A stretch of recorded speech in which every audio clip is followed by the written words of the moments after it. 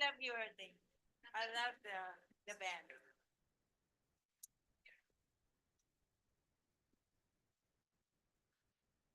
Yeah. Oh,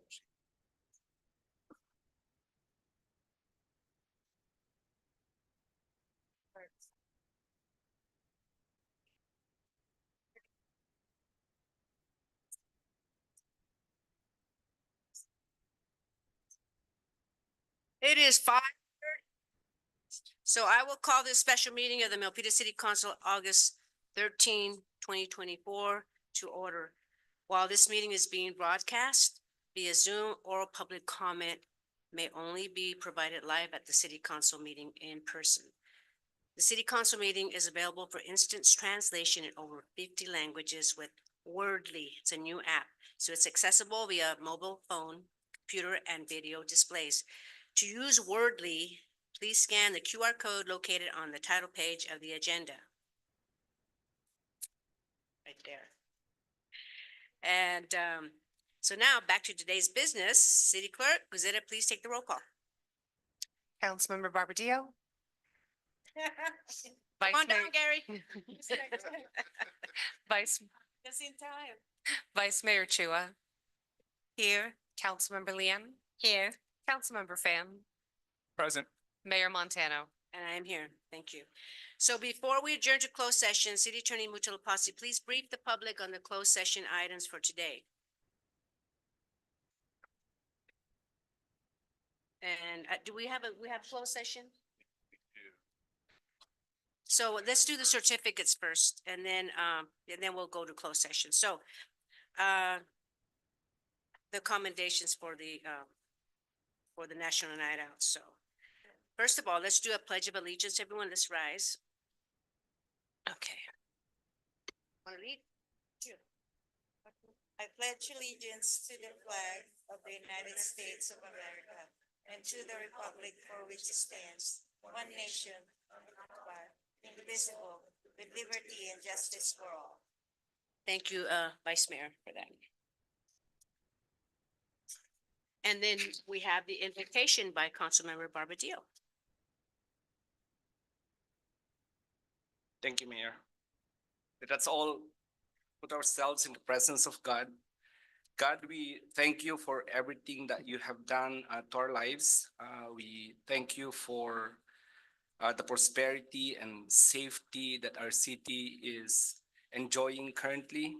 We commit our council meeting to you. Please give us the necessary wisdom and integrity to decide on important matters that affects the city. In Christ's name we pray, amen. Amen. Thank you for that. And so now we will do presentations, and we are going to honor those that had a National Night Out event in their neighborhood. So I want to go down there. I guess do you guys want to come with me? Or is it just there? Are the accommodations down there? Chief? The chief has the chief, you have it? Just have the chief there.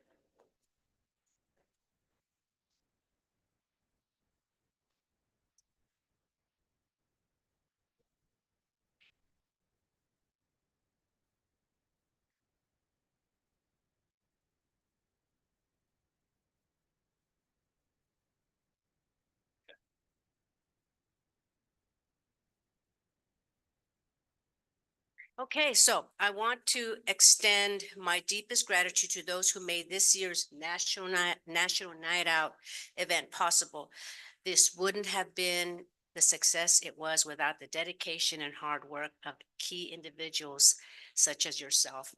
So tonight we recognize Police Chief Jared Hernandez, Fire Chief Jason Schoonover, and the block captains who bring our community together to establish a vibrant and cooperative environment where everyone feels safe and supported.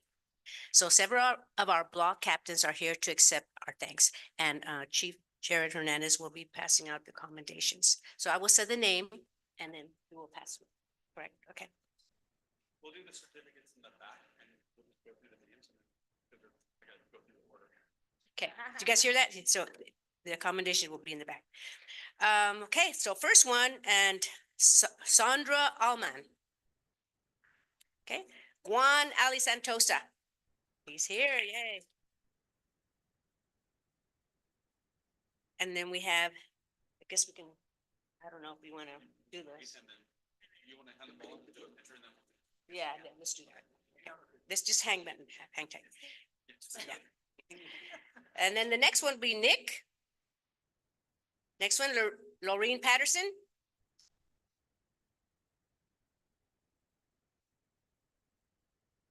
The next one, Noreen Kinohi. Vishal Gandhi. Rupal Gandhi. Anant Shah. Tina Shah. Pujitha Popluri. Madhavi Damani. And Ankit Gosalia. Next one is Praveen Shegondi. Jenny Hafan. Jimmy Nguyen. Yolanda Garcia. Dan Lloyd. Himanshu Sharma. Gurbi Athwal.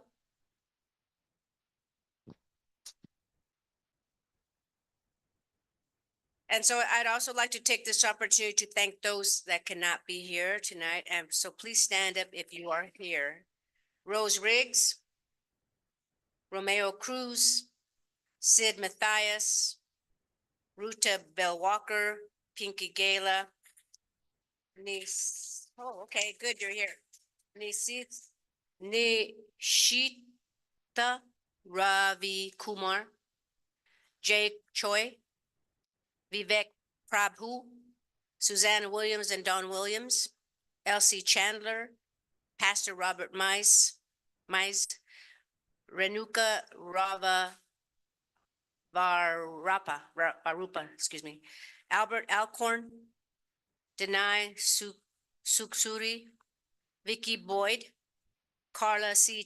Sanchez, Ariana Swagerty, Cami Collier and William Collier,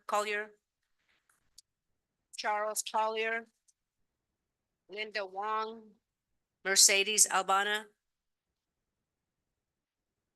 Tamara Overacker, Denise Downs, and Vaishali Tamhankar. I have to break it down in syllables here. Hien Lam, Jerry Ricker, Jan Muhundro, Melissa Wong, Michael Baker, Rajan Jeva. So we have a couple that came in early, and it was where is he at? Oh, Vishal Gandhi, come on up, and your family. All your family that Rupal Gandhi, Anat Shah, Tina Shah, Pujitha Popluri, Madhavi Damani, and Ankit Gosalia. Thank you very much for being here.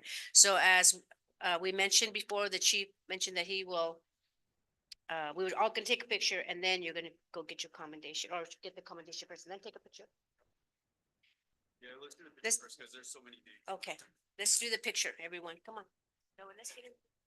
Mayor, would you invite their family members to the pictures? How's that?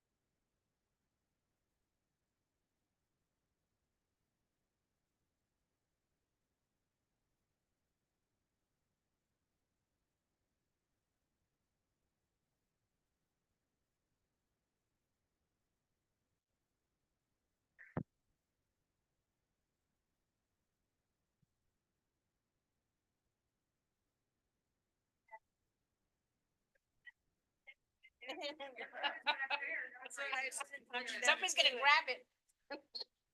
It looks good. It looks healthy. So let me go up. Muscling coming in.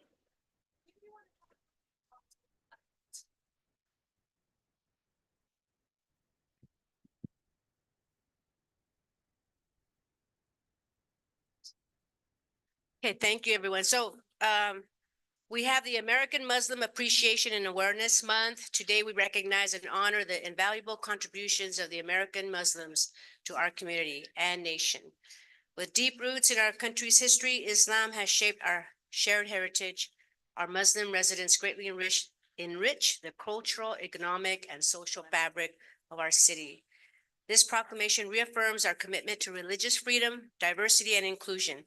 Join me, Mayor Carmen Montano, and the Milpitas City Council in proclaiming August 2024 as American Muslim Appreciation and Awareness Month in the city of Milpitas. And is there anyone here to accept the Muslim proclamation? If not, we will mail it to the Muslim community. Thank you.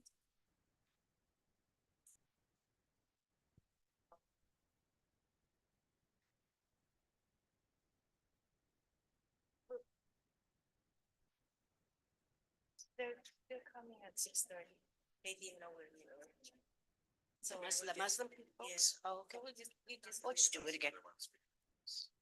Yeah, yeah. Okay, so I know, yeah, let's go back to the previous. Thank you, everyone, for coming. So now we are going to adjourn to closed session. Is there anything you wanted to discuss? City manager, city attorney. Thank you, Mayor. Today you'll be hearing 3 items in the closed session. The first item is conference with labor negotiators pursuant to GC section 54957.6. The agency representative is Rick Bolanos, and the agency bargaining unit is Launa UPEC, including ProTech, MEA, MidCon, IAFF, and MPOA. You will also have public employee performance evaluation under GC section 54957 for the city attorney, and you will have a public employee performance evaluation under that same section for the city manager. Thank you. Is there any public comments on any of the closed session items from the public? And we will limit it to 2 minutes. Seeing none, I will adjourn to closed session. Thank you.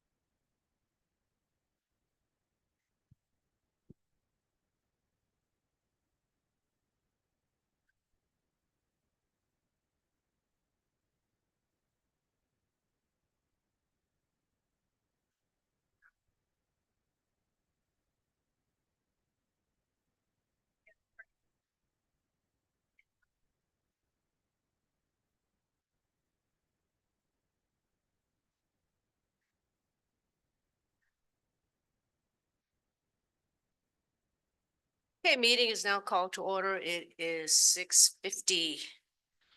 Welcome, everyone. We just came back from our closed session item and I'd like our city attorney to report out. Thank you, Mayor. As far as item A is concerned, there was discussion with labor negotiators. There's nothing to report out at this time. And I will turn it over to our HR Director, Kelly Parmley, to report out on the other two items.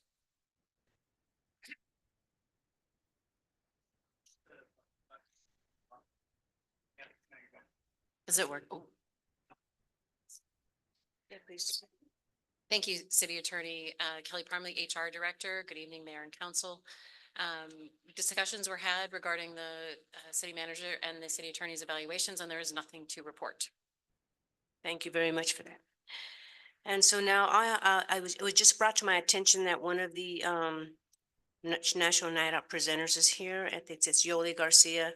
We do have a commendation for you in the back. So I thank you so much for, oh, you have it. There you go. So thank you so much for putting on that for your neighborhood. It's really appreciated. Thank you. And so now let's move on to the public forum. Members of the public are invited to speak on any item that does not appear on today's agenda. Please note that oral public comment may only be provided live at the city council meeting in person. Public forum will be limited to 2 minutes. Call for speakers, city clerk. I have a card from Rob Means.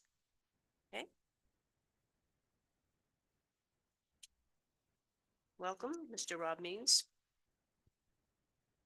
Good evening, Mayor, council members. I was rather surprised when our president, Joe Biden, decided to step aside for the good of the country.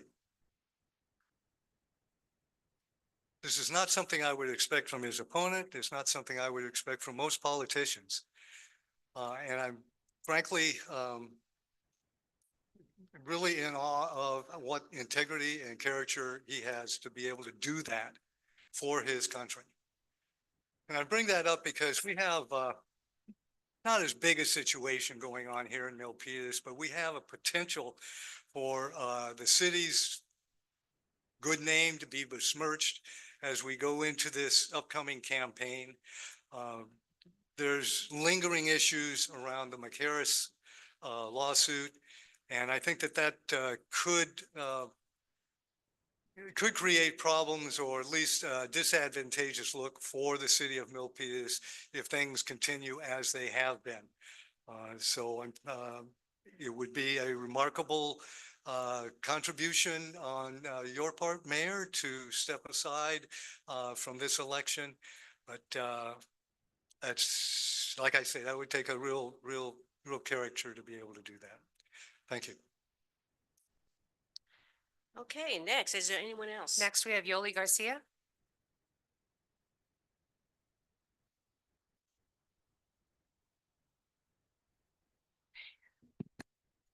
Good evening, Mayor and City Council. I just wanted to come, first of all, thank you very much for the certificate. It was on behalf of National Night Out was for Sunny Hills Neighborhood Association, so it was great. It was a really awesome event. The purpose tonight is to thank you, the City Council, the Mayor and City Council, and also the City of Milpitas for helping us have a wonderful and successful Juneteenth celebration in the Milpitas this year, and for your the grant, for having the grant, getting the grant and donations. That was a very great foundation. This kind of an event is a lot of work, and we, our group did everything we could and worked really hard. It takes months to do that. But we really appreciate and again, grateful for the grant and donations from the city. And so we just wanted to let you guys know that. Thank you. Thank you. Okay. I have no additional public speaker cards, Mayor. Is there anyone else from the public that would like to come and speak? Mr. Montemayor?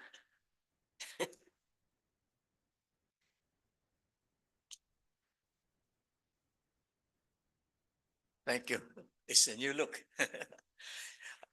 Anyway, I wasn't here the whole week last week. I was thinking of the NNO National Night Out too. So congratulations for those who did participate. Thank you. Thank you, Mr. Montemayor. So now, we'll close the public forum. So now moving on to the announcements of conflict of interest and campaign contributions. We have our city attorney, Michael Mutulhasi. Thank you, Mayor. I ask you, Mayor, and each council member whether he or she has any financial or personal conflict of interest related to any of the items on tonight's agenda. Councilmember Barbadillo, None. Vice Mayor Chua, None. Councilmember Lian, None. Councilmember Fan, None. Mayor Montano. None. Thank you. I further ask you, Mayor, and the members of the Milpitas City Council to please disclose any campaign contributions of $100 or more received within the last 12 months from any of the parties entering into contracts with the city on tonight's agenda, or contributions received from the development project applicant for the development project on tonight's agenda. Councilmember Barbadillo, None. Vice Mayor Chua, None. Councilmember Lian, None. Councilmember Fan, None. Mayor Montano. And I am a none.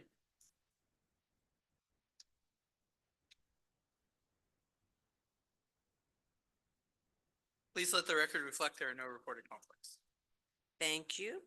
And so now we are moving on to the Milpitas City Council Code of Conduct. So I ask City Vice Mayor to please read the Code of Conduct. This is the Milpitas Code of Conduct. Be respectful and courteous. Model civility. Avoid surprises. Praise publicly and criticize privately. Focus on the issue, not the person. Refrain from using electronic devices while on the dais. Disclose conflicts of interest and affiliations related to agenda items. Separate governing from campaigning. The council speaks with one voice after making policies on issues. Respect the line between policy and administration. Council will hold one another accountable to comply with this code of conduct. Thank you, Mayor. Thank you very much for that, Vice Mayor. And so now approval of the agenda. So does anyone have any changes before making a motion? Seeing none, so move. Is there a second? Second. So we have the agenda approved by our Vice Mayor Evelyn Chua and seconded by Councilmember Lian. And Council- now call for the vote. Councilmember Barbadillo, Aye. Vice Mayor Chua, Aye. Councilmember Lian. Aye. Councilmember Fan, Aye. Mayor Montano. And I am an aye. Thank you. So now we'll take the next one to be the consent calendar. Staff, do you have any changes or any comments? No changes, Mayor. Thank you. Thank you. I'd like And- to pull C7. So now we have from our city council, we have Councilmember Fan will be pulling C7. Seeing no other changes, would move to approve the consent calendar with C7 being pulled. Thank you. Second. So we have the consent calendar approved by Vice Mayor Chua and seconded by Councilmember Fan. Mayor Montano, we need to call for public comment. Oh, it was I'm sorry, it was Councilmember Barbadillo. And so now, public comment. I Is there have any- no, Oh, we have, Mr. Montemayor.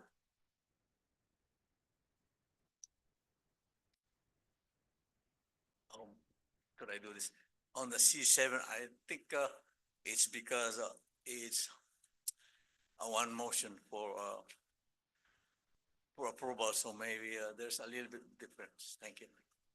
Thank you, Mr. Montemayor. Anyone else, public comment? there are no additional public comments on, Okay, so now I'm asking for a motion in a second. There's no motion. Just for the vote. Okay, call for the vote. Councilmember Barbadillo, Aye. Vice Mayor Chua, Aye. Councilmember Lian. Aye. Councilmember Fan, Aye. Mayor Montano. And I am an aye. Okay. Did, we wanted to, I think, I was just told that, Peralta and your team wanted to come say something on your item. Your That was on consent. items, C14 has been approved by the council. Did you want to say any comments? It was on a consent calendar. Good evening, everyone, and thank you to the city councils and the vice mayor for approving our request. And our office manager for St. Elizabeth, Jasmine, you want to say something? Thank you so much. I feel so honored to see everyone on board for the first time. Thank you so much for inviting. Thank you. Thank you for serving our community. Thank you so much for also approving our request. I'm Ann Ramirez, representing Filipino American Real Estate Professional Association. Thank you so much for being here. Thank you. Okay, so now moving on to, let's see, public hearings, item 17. So city manager. Thank you, Mayor. This item is a public hearing. There's a site development permit, a conditional use permit, and the associated environmental review. This is for the redevelopment of an existing office building into a new private middle school, high school by Stratford Schools. This is down at near the Great Mall at 1323 Great Mall Drive. And I believe we have our senior planner, Christina Fung, here to present the staff report. She's coming around the back.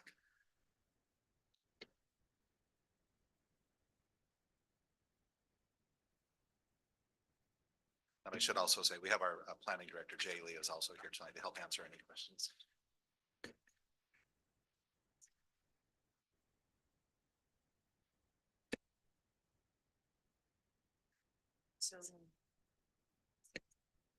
Thank you and good evening, Mayor, Vice Mayor, council members, and members of the public. My name is Christina Fung, and I'm a senior planner with the city. The item before you is a request for a new private middle and high school. Next slide, please.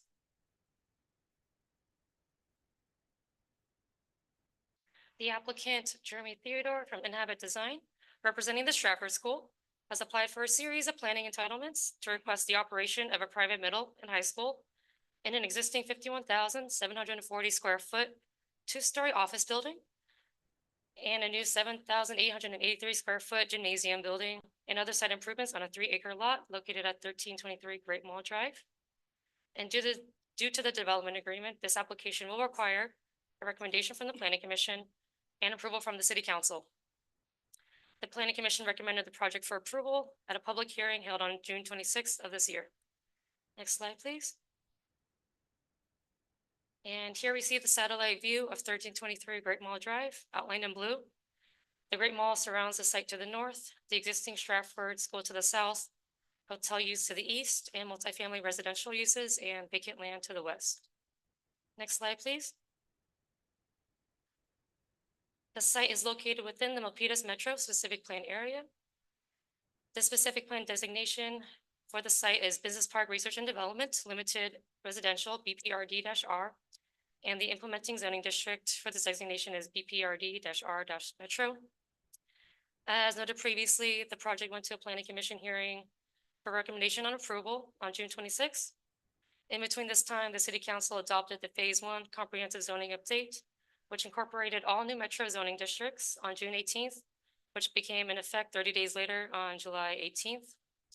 Therefore, during the proposed project's recommendation hearing, the project site was not rezoned at the time, and the zoning designation prior to the site on July 18th was general commercial with a transit-oriented development overlay. As such, the majority of the project's analysis was based on the existing zoning district in effect at the time of the project's first public hearing. But nevertheless, a development agreement, which we will discuss later, will address development standards that the project will adhere to. Next slide, please. The image here shows proposed site plan. Building 1 to the right is the existing 2-story commercial office building that will be renovated into the private middle and high school to establish a new Stratford Preparatory School. Building 1 will undergo interior and exterior improvements. The proposed school will serve up to 500 students and 75 staff members. Both floors of the existing building will be renovated to include 16 general and 11 specialty classrooms, including 4 biochemistry, 2 physics, 1 computer science, 1 graphic arts, 2 arts, and 1 music. There will be 8 offices, 2 media common rooms, a library, and a theater. Initially, the private school will serve grades 6 to 12, but will transition to grades 9 to 12 in the future. Building 2 will be the new 1-story, 35-foot tall gymnasium building, totaling approximately 7,883 square feet. And to the left of building 2 will be the new 14,695 square foot artificial turf playfield. There's also going to be a new trash enclosure east of building 1. Approximately 117 of the existing surface parking stalls will be demolished to construct these structures and site improvements. Additionally, a new canopy will be attached to buildings 1 and 2 for rain cover between the 2 buildings. The new gym will support sports such as basketball and volleyball, and a row of retractable bleachers for 200 spectators on one side also. Facilities supporting this new gym, such as locker rooms, gym storage, and a gym office, will be located on the southwest corner of the first floor of existing building 1. And regarding the proposed circulation site improvements, which are detailed in the agenda report, the required parking demand based on city code requirements was 74 parking stalls, and the parking lot will be reconfigured to meet the demand of 74 parking stalls. The site will utilize the 2 existing driveways along Great Mall Drive and Falcon Drive. Both of these driveway entrances would be gated. The site provides one-way vehicular circulation with an entrance lane from Great Mall Drive on the north end of the site and traffic exiting via the driveway on Falcon Drive. As you can see with the red dotted line and arrows in the site plan, no cars are allowed to enter through Falcon Drive. Overall, the city's transportation engineering department reviewed the proposed site plan, plan queuing, pickup and drop-off plans, and determined that the project will not have a traffic impact on a public street. A traffic study was also conducted in accordance with the requirements of the methodologies required by the city, the Valley Transportation Authority, and the provisions of CEQA. Based on the project design and the city's transportation impact analysis guidelines, traffic operations would have no significant impacts according to established traffic engineering standards, and no off-site traffic or transportation mitigation measures were required. Additionally, in support of alternative transportation strategies, 96 parking stalls, bicycle parking stalls will be located on the south edge of the site, and showers will be available. A school security guard will monitor traffic flow to ensure safety and compliance with the students' arrivals and departure procedures. The school's protocol is to have staff with walkie-talkies at the site entry gate along the drop-off length and at the exit gate, communicating with vehicles arriving or departing and ensuring each person is proceeding in the correct direction and in a timely manner. As a private school with a code of conduct, the school can manage student drivers. Students of driving age are only allowed to do so with an assigned parking pass after the required passes for staff have been provided. And they are also required to sign a handbook confirming they will not park within the neighborhood if they do not have a parking pass. The proposed security cameras would also ensure efficient traffic circulation and maintain safeguarded site access. Next slide, please. And here's a 3D rendering of the proposed project. The scope includes several site improvements and exterior facade upgrades to prepare the existing two-story office building for the private school, which is the larger building shown in front to the left. The building and playground you see further behind this area is the other existing Stratford School location that serves grades pre-K to 8th grade. In this rendering, you'll also see the new gym building that is shown as the middle building with the Stratford School sign and logo, and the new artificial turf playfield next to the new gym. The existing building will receive light exterior cosmetic refinishing, including off-white paint on the concrete surfaces, painted metal accents at each entry canopy, and Stratford's blue branding colors and new signage. The existing parking areas will be restriped and relabeled to indicate dedicated staff parking, pickup and drop-off zones for students, and new spaces for electric vehicle charging and accessible parking. The exterior colors of both buildings would be a variety of dark blue, red, light beige, and off-white, as shown in this rendering.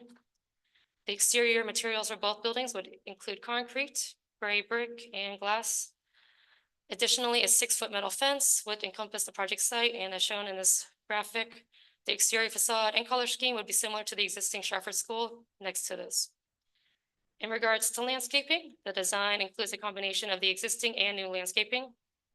The project would remove approximately 35 non-ordinance sized trees. However, the project would preserve 56 on-site trees that are in very good health, and 6 new trees will be planted on site. According to the project's preliminary landscape plan, there are no existing trees on site with a trunk circumference greater than 36 inches, which is the city's commercial property threshold of this tree removal ordinance. Additionally, various shrubs will be planted across the project site, as shown in the landscape plan, sheet L 1.0 in the plans. The applicant will also use a recycled water line extension for landscape irrigation for more sustainability. Next slide, please. And as demonstrated in table 3 of the agenda report and on the screen, the project is consistent with most of the applicable development standards of the Milpitas Metro Specific Plan, Business Park Research and Development Limited Residential, and General Commercial with Transit-Oriented Development Zoning District. It's important to note that when the specific plan is present, its development standards shall operate as the zoning regulations for the subject property. Where the standards are not listed within the specific plan, the zoning ordinance will regulate. Where the project does not comply with development standards, the development agreement will address and mitigate it, in which for the project only includes the floor area ratio and front and side setbacks that will continue to utilize the general commercial C2 zoning district standards that were in effect prior to the project's rezoning. All other development standards have been met. Next slide, please. And in terms of operations, the private school will serve up to 500 students, comprised of 6 to 12 graders. The school's operating hours will be Monday to Friday, 7 a.m. to 6 p.m., with the campus opening up at 7, staff arriving between 7 to 7:30, students coming at 7:30 to 8 a.m., classes starting at 8 a.m., and classes ending around 3:30 p.m., with students departing around 3:30 to 4 p.m. and most of the staff leaving between 4 to 4:30 p.m. And extracurricular activities continuing in smaller numbers from 3:30 to 6 p.m. and smaller quantities of students and staff leaving by that time. The school will occasionally hold evening and weekend events such as basketball, volleyball, or other sports events, theater events, graduation, and parent-teacher conferences. The events will rarely exceed 200 people, but will have a maximum 500-person capacity within the hours of 7 a.m. to 10 p.m. on weekdays and weekends. Stratford has also indicated in their operations plans that they will coordinate special events with this new location and their existing adjacent location accordingly to manage traffic flow and capacity. Next slide, please. The project is subject to the following development fees. The public art fee per Milpitas Municipal Code Section XI-10-14. Private developments must include publicly accessible works of art for placement on the development site or contribute a public art program in lieu fee contribution as a condition of project approval. The applicant is seeking the payment of the in lieu fee which is currently set at 1/2 of 1% of the building development costs, which would result in a fee payment of $100,000 based on the estimated building development cost of $20 million. There's also the transit area specific area development impact fee, otherwise known as TADF. The TADF is currently about $32.75 per commercial square foot. The exact fee will be calculated once a temporary or final certificate of occupancy is ready for issuance. And based on the development of the new 7,883 square foot gym, the estimated TIDF for this project is $258,168.25. The city's annual budget process automatically adjusts this fee each fiscal year, so the final collected fee may be different than as shown. The applicant shall pay this fee prior to the issuance of a temporary or final certificate of occupancy. Next slide, please. And the project was eligible for a development agreement because opening and pre-enrollment of the school requires significant front-end investment and otherwise requires long-term certainty on part of the applicant, at least for the 5-year term of the currently proposed agreement. Through the proposed agreement, the landowner and the city will preserve the floor area ratio and the front and side setbacks previously allowed for the subject property under the transit area specific plan, and thereby allow for the beneficial reuse of an existing building developed under previous standards with additional construction and improvements only allowable through the benefit of this development agreement. The proposed agreement therefore allows the redevelopment of a site long underutilized, including the entirety of the transit area specific plan, subject generally to the existing standards and recently revised standards so that the existing structure and site configuration can be beneficially reused. The proposed agreement will hold these standards open for a period of 5 years, and should further redevelopment of the site be sought during this period, unless the proposed changes would expand the building footprint or increase student capacity over 500 students, in which that case, the project would have to be re-entitled in conformity with the current zoning and development standards. The applicant will provide public benefits to the city as part of the development agreement, including a payment of the sum of $1 million as a community benefit, and will design and construct the buildings as all electric and will be a minimum of LEED silver, which also furthers the city's climate action plan goals. Next slide, please.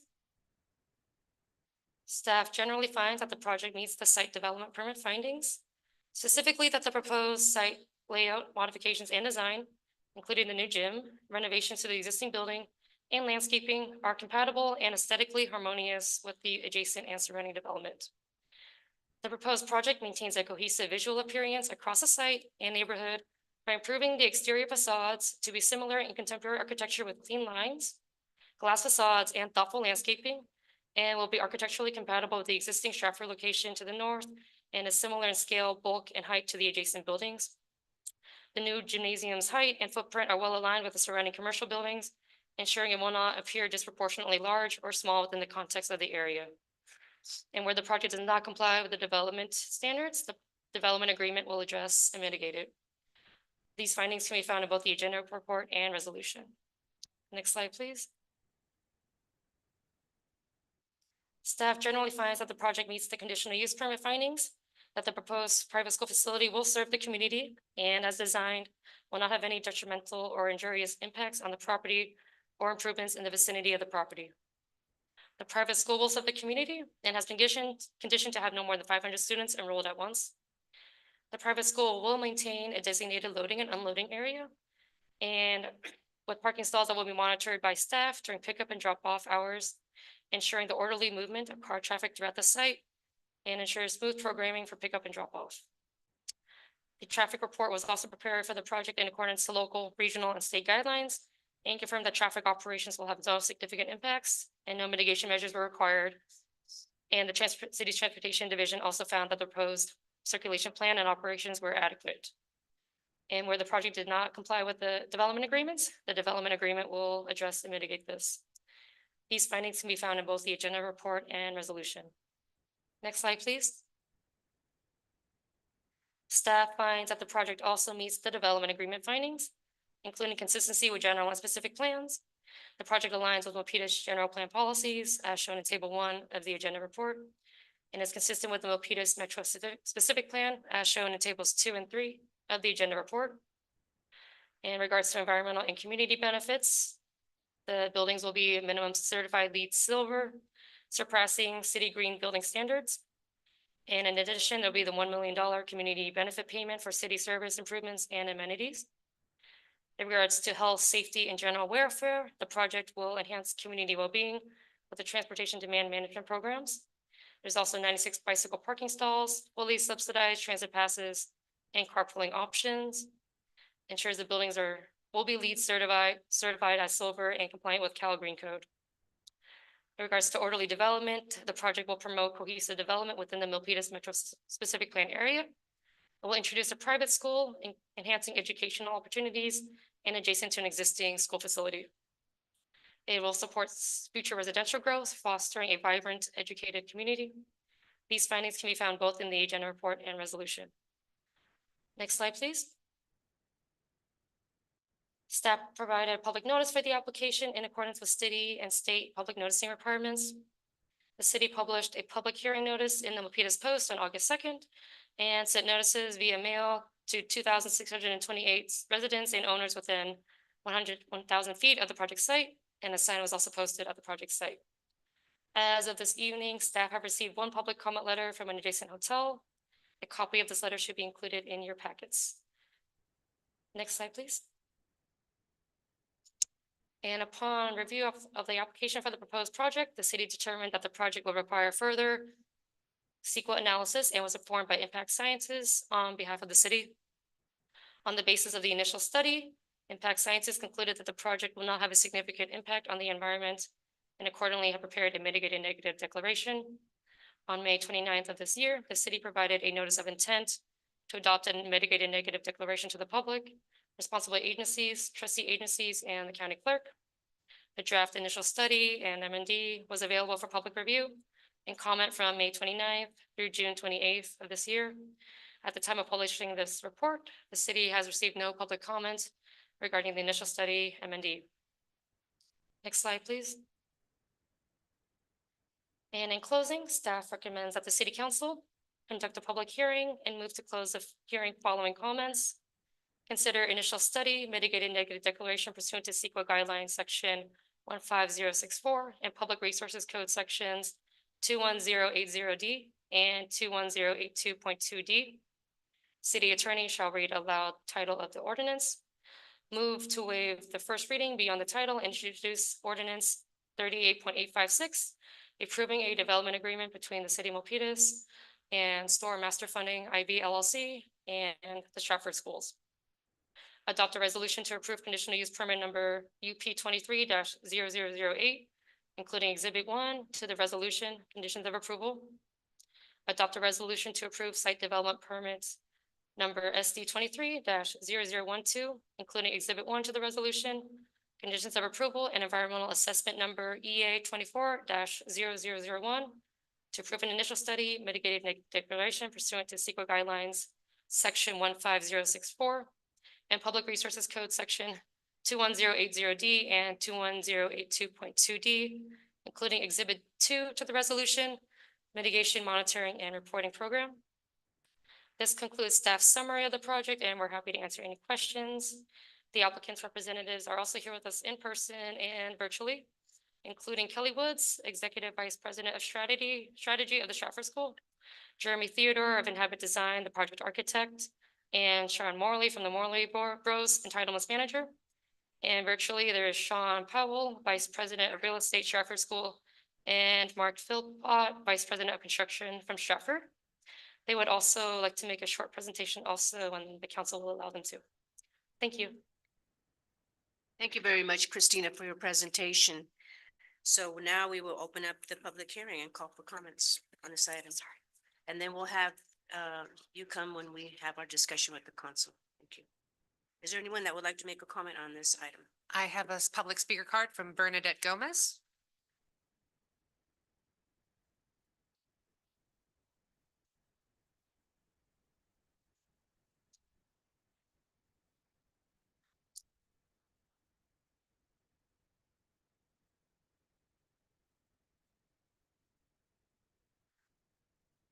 So welcome, Ms. Gomez. Good evening, Mayor and City Council. I'm speaking in my capacity as a 35-year Milpitas resident and community member and a former teacher. I'm here to speak in support of the Stratford schools and their application for a new private high school. I think the project speaks for itself, and there's a strong need for a private high school in Milpitas. The community benefits from the project that is presented tonight, and the excellent job they do educating children doesn't tell the whole picture. I want to talk to you about my relationship with Stratford schools. In my role with the Milpitas Chamber, I have had the opportunity to work closely with the Stratford team for a couple of years now and have gotten to know them on several levels. In particular, I've worked with Kelly Woods and Ashley Lee, who runs the Briceward campus. I cannot stress how generous, kind, and professional Stratford has been to our community. Not enough companies invest in their communities like Stratford does. Stratford is a company that helps set the standards for being good neighbors and corporate citizens. Stratford has been an active supporter of our community. They've connected small businesses with each other. They've offered to provide training and seminars for, for small businesses. They've donated to many nonprofits, including the Milpitas Chamber, Rotary, and I'm sure there are many others. And yet, in no time have they asked for publicity or credit. They do these things because they care about Milpitas, and I ask that you please support their application tonight. Thank you. Thank you very much, Ms. Gomez. Is there anyone else?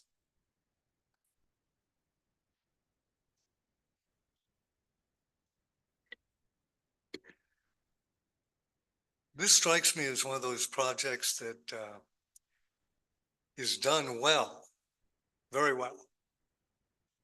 But it's something that shouldn't be done at all. I'm not an expert in the educational realm, but from what I hear, we're starting to create, courtesy primarily of Republicans in this country, a dual system of education, private and public. And this is an example of where we have the private company looking to make a profit, coming into our community, removing resources from our public school system. I don't think that's a good idea. I wish there was somebody here from the school district that could give us shed a little more light on this. Perhaps somebody has heard something on a back channel, some off the record comments about what's going on in our educational system in this country. If you have, I'd certainly like to hear about it. But this whole idea of cultivating more and more private schools in town seems like it's counterproductive to the idea of public education, which is to get everybody together in the same community on the same ground and the same basis. So, like I say, these folks are doing a great job at producing a product, but is this a product that Milpitas should be buying in the first place? Thank you. To make a public comment? Mr. Montemayor?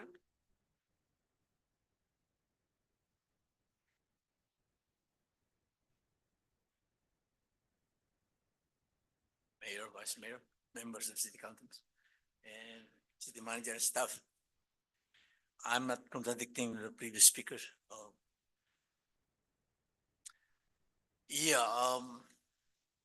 The plus side is it will complement. There may be the word study is less mitigated, but it's problem on Sika. But still, there may be some risk there. The risk also is superseded by the word aesthetically conducive place. The safety is assured, the security guards. So it will complement, it will lessen the load to the annex college extension and our high school. And the tuition maybe of 500 students may not be enough for initial profit, but eventually if it's as good as the Milpitas High, then it's helping each other. the pupils from Shankar, which is very close to that area, Shankar Elementary School, and the residents and the pupils around maybe may like it. It may help their commuting time because it could be the walking distance from that area. So for me, the impact fee with art, the contribution to the city will help. In other words, as I was saying, I'm not contradicting the idea of the previous speaker. So for me, we should go for it, just for me, because it's a development. And even though there's a great mold there may be some problems, but as long as it's aesthetically conducive, then it's all right. Mayor, Thank you. it's time.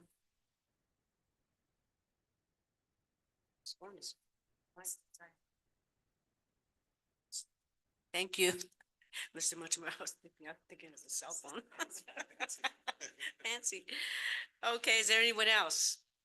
If not, we will close the public hearing and now we move on to council discussion. Oh.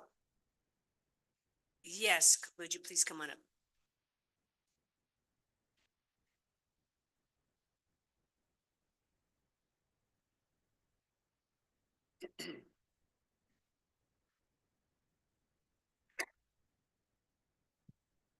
So welcome. Thank you very much. Mayor Montano and council members, my name is Kelly Woods. I am the Executive Vice President for Strategic Growth at Spring Education Group, the parent company of Stratford Schools. We are very pleased to present to you our new middle and high school campus this evening. We appreciate the planning staff and planning commission's recommendation for approval of the project applications. The city planning team has done a fantastic job explaining the project, and I'd like to offer just some brief supplemental comments about Stratford and why this small urban upper school campus is so important to us and for the city of Milpitas. We have our slides available. Just one moment. Sure. And we can go to the next slide, please. Great, thank you very much. For those of you who do not know Stratford, we are a private school. We offer preschool through 12th grade at many small campuses throughout the Bay Area. Milpitas is one of our most engaged communities. We have over 600 Stratford families that come from just about every neighborhood in Milpitas. We do have 3 campuses in the city today, but we do not have a high school. And Stratford families have chosen the private school path. They want to be able to continue their education here in Milpitas through 12th grade. Currently, however, they have to leave the city of Milpitas to search for private high schools. We can go to the next slide. This new small urban campus will allow us to serve them and completes our long-range master plan for Milpitas with what will be the city's only private high school at the time. Pending city approvals, our plan is to start construction this September and open for the 25-26 academic year. Next slide, please. You've had an opportunity to see this aerial rendering of the site, something that we are excited about as it is in close proximity to our existing Great Mall Parkway campus and completes sort of a larger campus environment and atmosphere for our students to continue up through 12th grade. And as you notice, we have BART in the background, something that we will heavily influence our families to utilize as well. Next, if we could go to the next slide. This is a rendering of the new gymnasium. And the next slide, please. This is a rendering of our Innovation Commons, which we are creating to support our STEM programming. We can go to the next slide. I would like to briefly touch on some community benefits. We continue to invest in Milpitas as a long-term community partner. We're excited to be making an investment of more than $40 million, which will bring new jobs and help jumpstart the next phase of development in the newly adopted Metro Specific Plan area. We are especially pleased to be offering an unprecedented $1 million community benefit package as part of the development agreement to support important citywide initiatives in these difficult budget times. We can go to the next slide, please. And our new school also brings important environmental benefits, including sustainable reuse of an existing building, which will be all electric and designed to LEED Silver standards. The site is located close to BART, and we are implementing a comprehensive transportation demand management program to further reduce car trips in the area. And lastly, we are installing a recycled water line extension to serve landscaping areas. Next slide, please. Before concluding, we would especially like to thank the city manager, Ned Thomas, Assistant City Manager, Matt Kano, Planning Director, Jay Lee, and our City Attorney, Michael, for their leadership and thoughtfulness in bringing this complex project forward. Stratford respectfully asks the City Council to approve the Stratford Preparatory School project before you as recommended by the Planning Commission and Planning Department. I am joined this evening by our land use consultant, Sean Morley, and project architect, Jeremy Theodore with Inhabit Design, who led the design and application process. And the three of us are happy to answer any questions that you may have now and follow up after public comments if there are any. We thank you very much for your time. Thank you very much. Do you have any of your colleagues who would like to make any comments? Okay, okay. So when, now we will have the council make comments and they can also ask you questions. So City Council? We have Councilmember Lin. Yes, I just want to be transparent that I've met with Sean, Morley. And the questions I had for Sean at the time was, did you reach out to the school district in Milpitas? And also, did you communicate it with the superintendent? I'm somewhat relieved that you did, and I did confirm with Superintendent Jordan that the conversation between you and the superintendent was on some agreement, and I am okay now to support, and I thank you very much for bringing this to the council. So that's all I wanted to let you know. Thank you. Thank you. Anyone else? We have Councilmember Fan. Yes, thank you. I think it's a great project. I think what it does is really provide parents an option. You know, of course, I grew up in public schools and I will forever, you know, support public schools. But the fact of the matter is this, per pupil spending in California has really become close to the worst in the nation. That seems to be something more of a fundamental problem that is tied to something that is much more complicated than what's on the agenda today. Until that is fixed, and you know, school districts, local public school districts have the resources available to them to address these issues. The best that we can do in the meantime is supplement the options for parents and for students. I think you know, the availability of choices is always a positive value.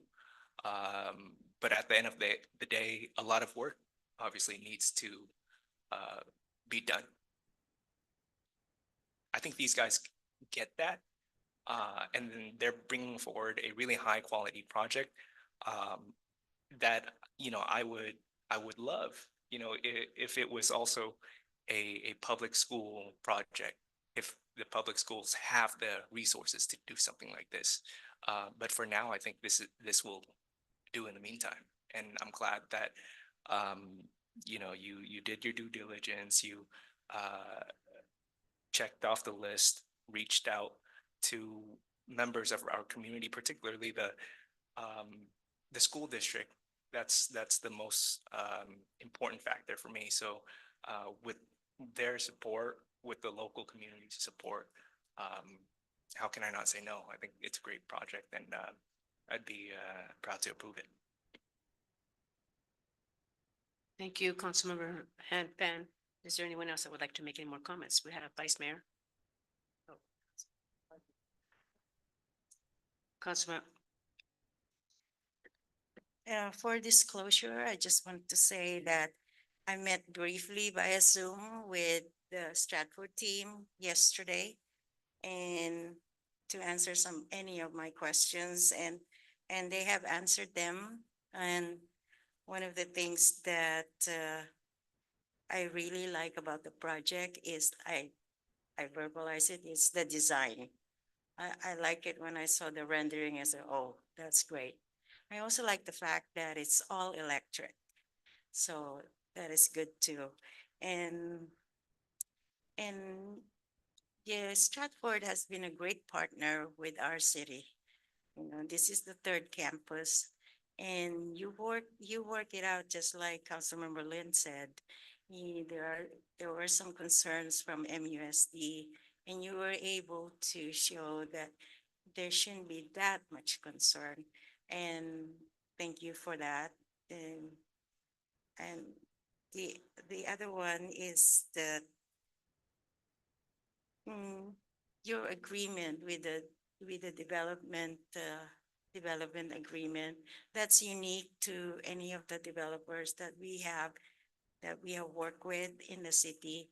And thank you for that. $1 million to the city will go a long way. And in the future, the council will discuss how we're going to what we're going to do with that $1 million. And thank you so much. Great project. Thank you, Mayor. thank you, Vice Mayor. And now Councilmember Barbadillo. All right, I have questions for the staff, please. Right, it's either, yeah, Jay or Christine. So first of all, I'm a supporter of education and I believe in choice as my colleague, Councilmember Fan says that, this is an option, this is a choice that would not only supplement public education, but also gives the residents of Milpitas and the surrounding cities a choice, right? I wish it could have been sooner. Both my kids went to Mountain View on that. But, as we look at this project, it is prudent for us to look at the specifics of the project so that we make sure going forward, not only this Stratford High School will be successful, but we will make sure that the available resources, the zoning that we have in Milpitas, I believe Milpitas is just 13 square miles, right, are put into better use, follow every rules, and if we make contingencies, this will not set precedent later on, but would be an acceptable deviation, for this project. And what I'm talking about is the three entitlements that this project is asking this council to approve, right? So I've learned that when this came about with the Planning Commission, it was subjected to the CTOD. And as of July, I believe, when we were talking about the BPRD, right, which changed the CTOD, the project needed some entitlements already. And, as the staff reported, each and every entitlement would compensate or make qualify the first entitlement. So what I'm talking about is, so my first question actually is, what deviations or what changes when this was presented to the Planning Commission have as of July of 2024, I think, when the BPRD came about, what are the changes that needed the development agreement to correct this? So the new project zoning BPRD-R-Metro became in effect in July 18th. And the only two to three-ish zoning standards that the new zoning district will not meet from the previous C2 was the front and side setbacks and the FAR, but all the other standards have been met, so it's very, it's not just for the new building also, just to be constructed, and the DA agreement is only in effect for 5 years. All right, so if I hear it right, there's two. That, right, the front setback and what's the other one? The front and side. Right, would you please further explain that and private to technical terms? Sorry, this was a reassigned project also. So each zoning district, right, there's certain front, side and rear setbacks of certain distances. And when this applicant first proposed the project, we already knew that the comprehensive zoning update phase 1 was in effect. So it's very hard, right, because they're on very strict timelines to try to get this application approved and go through entitlements, but it's difficult not knowing, right, what's the new metro zoning district gonna look like with all the development standards and timing that along with this project. So that's why it was, there was a lot of work between the city attorney's office and the department and the applicant. And it was agreed that a development agreement was the best approach to try to get this project moving forward and to be developed. So yes, as we mentioned, front side setbacks is, I don't have everything in front of me right now, but for example, right, so maybe the zoning district before required a 30-foot front setback away from the public street. But maybe the applicant needed a 20-foot setback. So that's why they want to request a DA to use the existing setbacks allowed by the previous zoning district in effect when the application was initially proposed.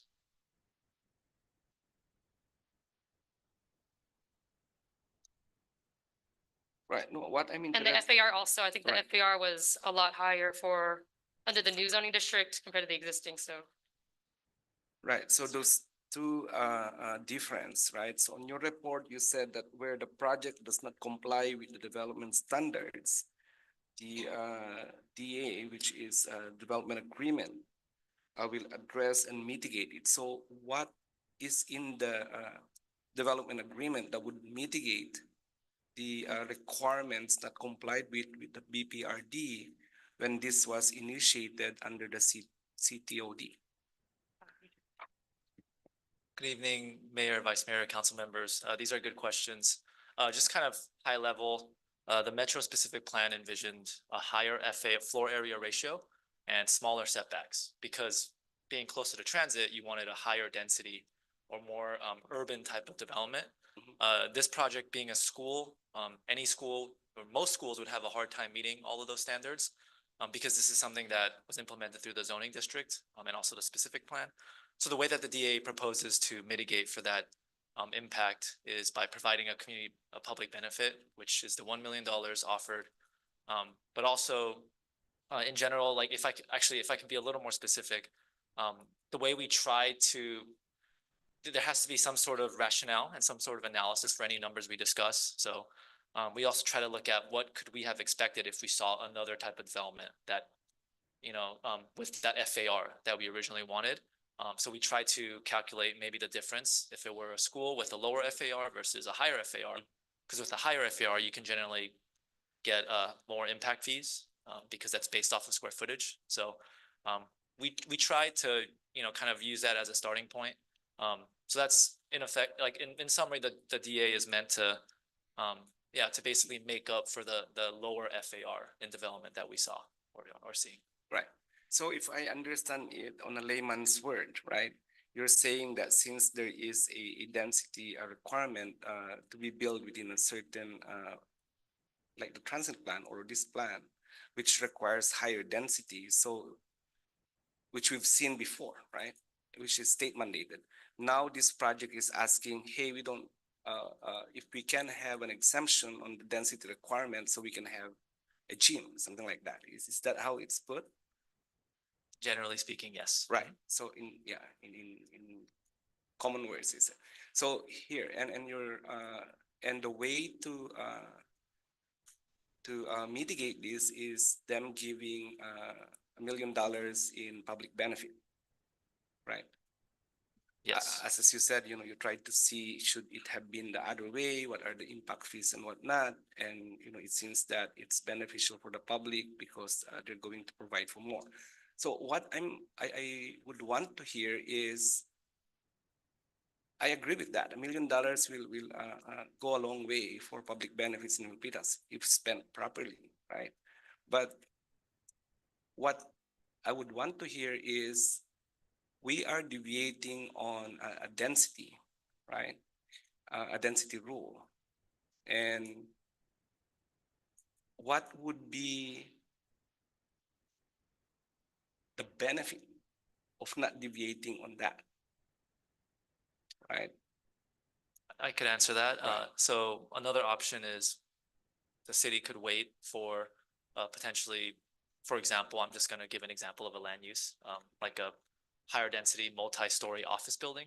I think the risk with that is we don't know if that will happen and when that would happen. And given the current market, we just don't know. So that, it's kind of comparing a school, right, with the DA and the public benefit that it brings. Also into an area where we envision to have residential uses as well. So it would kind of add to the mix of uses that are here versus perhaps having another type of land use. That's kind of what the city could be weighing. All right. Another factor that I would want to think about is if you remember, not so long ago, a few council meetings ago, we had the same project in front of us that concerns the BPRD, right? And at that time, again, we created some deviation, even if it's within the rules of the BPRD, and we're doing it again. So my question at that last time, and which is answered probably today, is when do we say or conform strictly with the visions of BPRD? Because this is another exemption. This is just an educational, what you call this one, conversation, right? I just want to understand, we have said the BPRD, we're solid about it. Few meetings ago, we made exemptions, and here there seems to be an exemption again. That's a great question. Right. The way I would answer that is, even with the new zoning district, the BPRDR, we are still allowing schools with the conditional use permit. The only difference is really the FAR. So the use itself is not necessarily an issue, especially given that there's a BPRDR, the residential component as well. So we do feel like it could support future residential development. The other difference between this area and the other area, BPRD, just in the southwestern employment area primarily, is that this DA allows us to focus in on a specific development, whereas for that zoning area, we changed the standards to adapt to the current situation. So this DA is not necessarily opening up the door for other projects. So it's kind of a different situation, although I think you're getting at a very similar struggle that we're facing as staff. But in the metro area, we did want to keep the standards the way they are and go through a DA instead. And that's kind of the reason for why we're going this route, because we feel like it would still kind of protect the other sites to get the kind of development that we want. Right. No, I think you have said it. You said that the use does not really impact this project, and the spirit of the density rule is to make sure that housing is adequate, right? So you're saying that with this project, since it does not impact the spirit of a density rule, it's fine, and it's also mitigated by at least a substantial amount for further public benefit, right? Yes, because when you try to get higher densities, you're usually thinking of two products. It's either multifamily residential or office. So yes, I think a lot of the higher densities are usually related to multifamily residential, and this we think would support that. Right. Okay. I have one question or two to the applicant, please. Well, thank you. Thank you for Councilmember Barbadio, may I make one additional comment on yes, that? please. So I recall, I think the very first phone call I received about this project from Mr. Morley, who's at the lectern now. This one other important consideration for this project is that it is the reuse of an existing office building. We refer to that in planning terms as an adaptive reuse. So you're taking an existing office building in this case and turning it into a school. So if it was coming in, I believe I said at the time to Mr. Moore, if this was coming in as a brand new project, the city would look at it very differently. But because it's an existing building, and it's also happens to be adjacent to an existing school by Stratford. Those are some other important considerations that are very specific to this site. Good So point. Thank you. They're retrofitting an existing structure to conform with school standards, right? Okay. I won't praise it anymore because everybody praise it. So what I want to know is how receptive is the community with regards to a new high school. I saw a figure that you're expecting at least 500 students. And would this be because of the grade school that you had by Corning and Maine? Yes, so Stratford has a number of schools within Milpitas. About 40% of the seats are filled by Milpitas residents. Students in those other seats come from other nearby communities.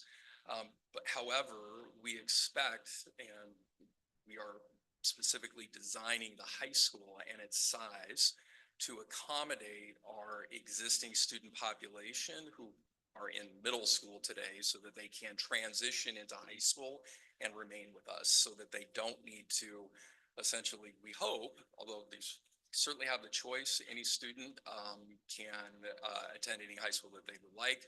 We want to give them the opportunity to stay with us. And that is, frankly, we're responding to the demand that we've heard from many hundreds of parents over time who've had to leave Milpitas for private high school opportunities. Okay. So do you have a demographic on your grade school campus and this upcoming high school? On what percentage of the studentry is coming from Milpitas? If so, from our existing schools, the 3 schools we have, we actually studied this in detail and it's identified in the staff report as one of the exhibits. We have 41% of the students that we educate at our campuses today in Milpitas are Milpitas residents. All right. And last question.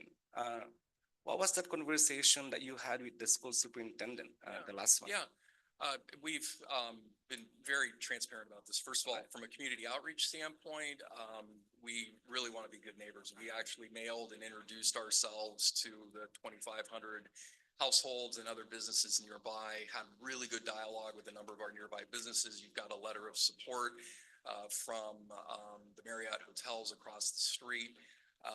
We, though, had heard that there had been through 2 years ago, I guess last May, at one of the school board discussions, they do an annual demographics report, that there have been some questions from board members about whether Stratford's growth might be having an impact on the district. We are all very aware that within the Bay Area, student populations are dropping. We have an aging population.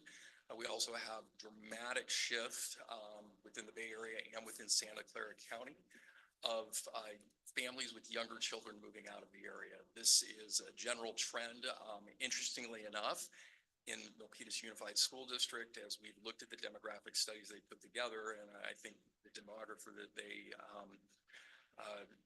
utilized indicated that Milpitas is actually experiencing pretty good stability in that larger environment of decreased enrollment.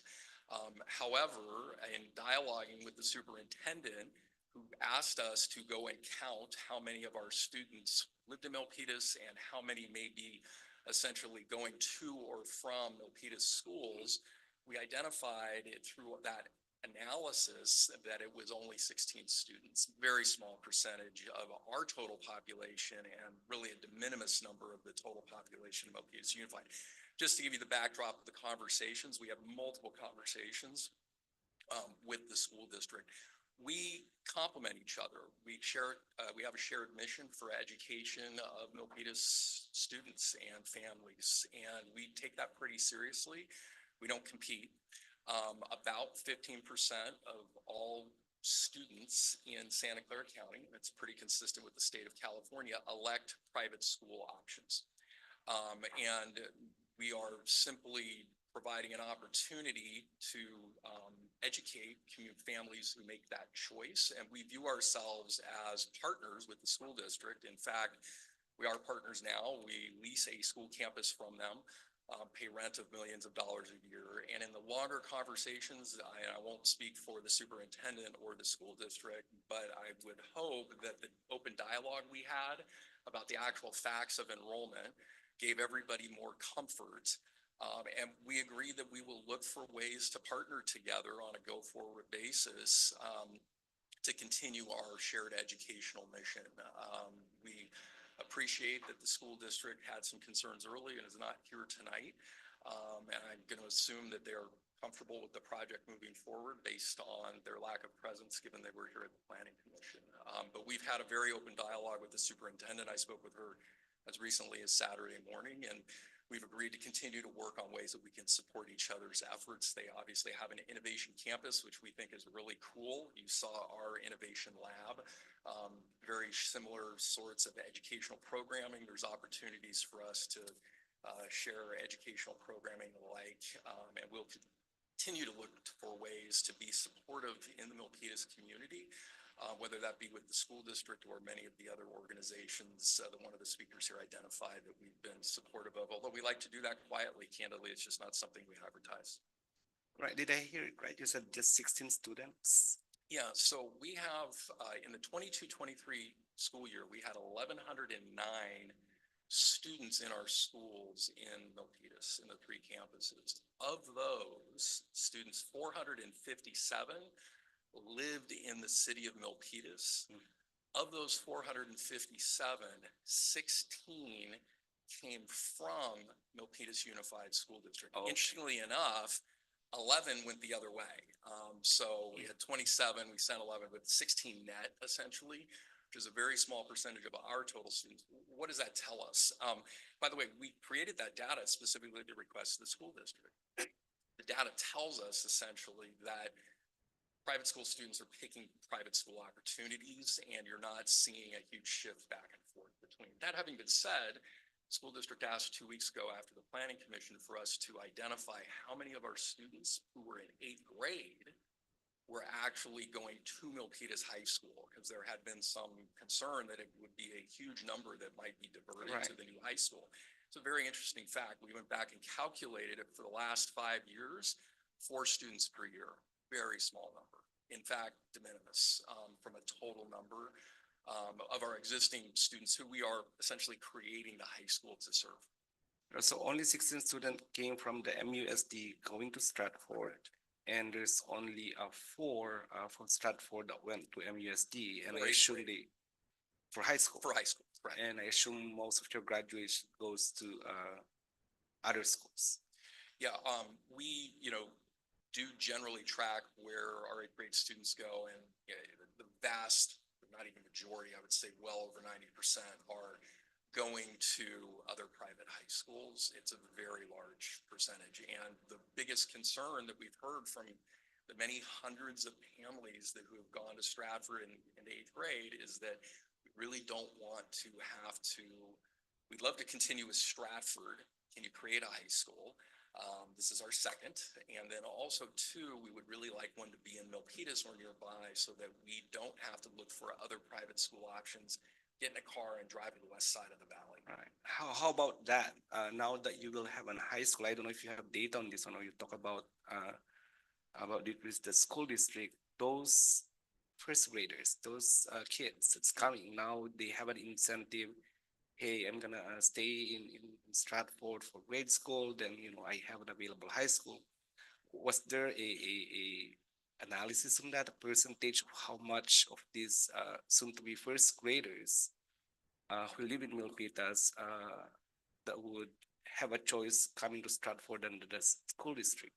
Well, it's really not possible to determine, whether our expectation is that people are coming to us, and the data that we studied for that 22-23 school year included preschool all the way through 8th grade.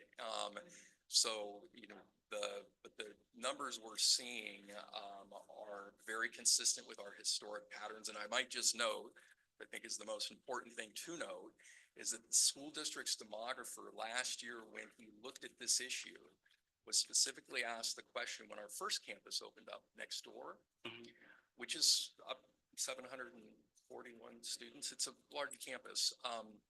Whether when that campus opened and became fully enrolled, did it have any impact on Milpitas Unified's enrollment? His direct quote to the board in a meeting like this was that it had 0 impact. And so I would fully expect that, at the younger levels. Now, there is a larger demographic issue in Santa Clara County and in the Bay Area and in California and in the United States of America. There's been study after study that's been published on this, which is that young families are, for a host of reasons, leaving urbanized areas like Silicon Valley for other regions, and it is having an impact on that kindergarten and first grade. As an example, between 2020 and 2024 in the Bay Area, 10% fewer students coming into kindergarten. That number is nowhere near that in Milpitas, and it is not a private school issue. It is a larger demographic issue. I can certainly understand the concern, but our data is very clear that we're not driving that. All right, well, thank you. I got carried away. I said Yeah, that it's an question interesting or two. discussion. Yeah. All right, thanks. Sure. Thank you, Councilmember Robert Dio, Vice Mayor. And just briefly, I just want to piggyback on what city manager said. This project actually is reusing a building that has been vacant for over 10 years. And it's been sitting there, not making any revenue for the city. And thank you for taking on that challenge and converting it to something more productive and useful for the rest of the community. Stratford is very committed to adaptive reuse of buildings. We've done that in a number of other communities in Milpitas as well. And I might just add too, the Metro specific plan actually identifies transition periods and identifies for complex projects. I would say an adaptive reuse is a complex project. Right. A development as a agreement as a tool to work through these transition periods. And it really was a nice tool to have the opportunity to make this happen while the zoning code was transitioning. So we very much appreciate the leadership and thoughtful and creative approach that the city staff use. Have been wonderful to work with. We look forward to opening the campus pending your approval tonight. If we're lucky enough to receive that, and we hope to open next year. Thank you so much. Thank you, Mayor. Thank you. And with that, I have a few questions myself. So I really appreciate you being proactive, your group, and reaching out to the school district.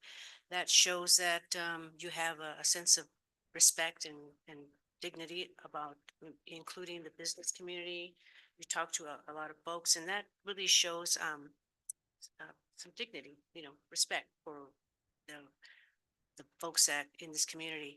I also met with, just for transparency, I met with them via Zoom, and the three questions that I asked was my concerns were traffic, safety, and circulation.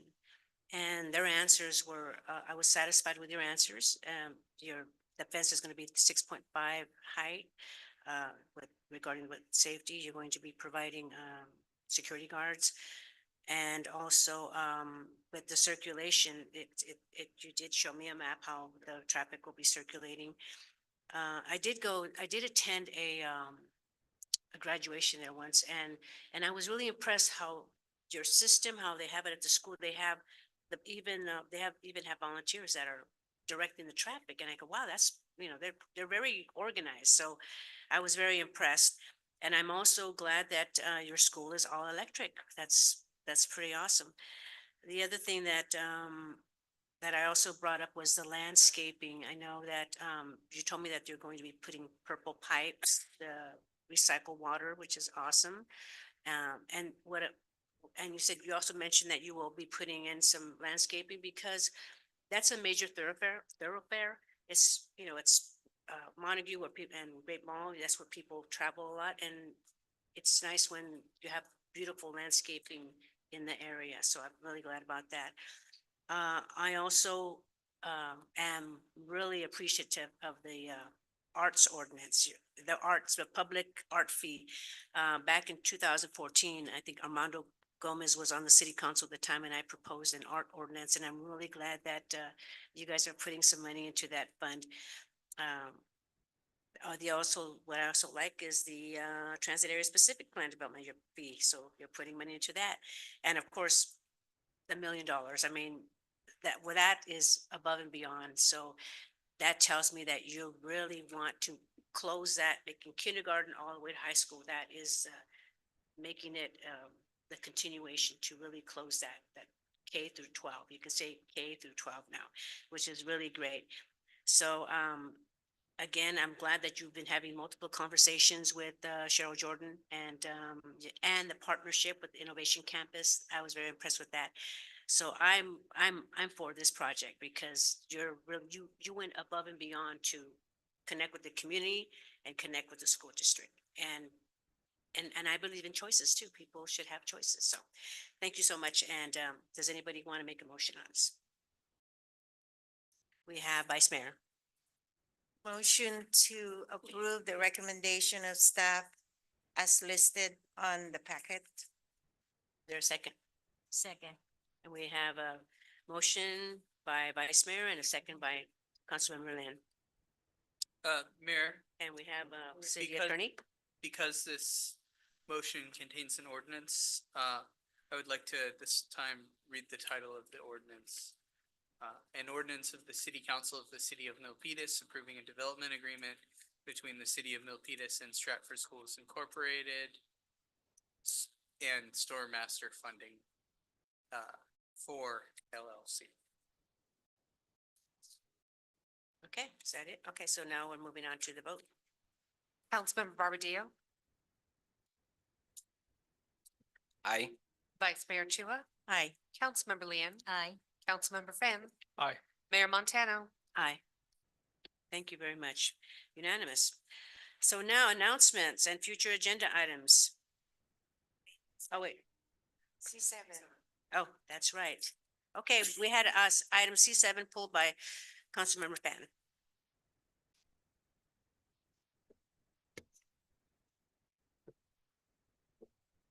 Before I get into it, does the public want to speak on this matter?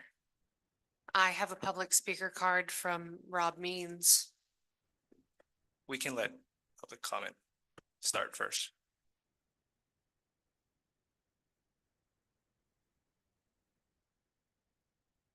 Mayor, are you calling for public comment? Public comment is open.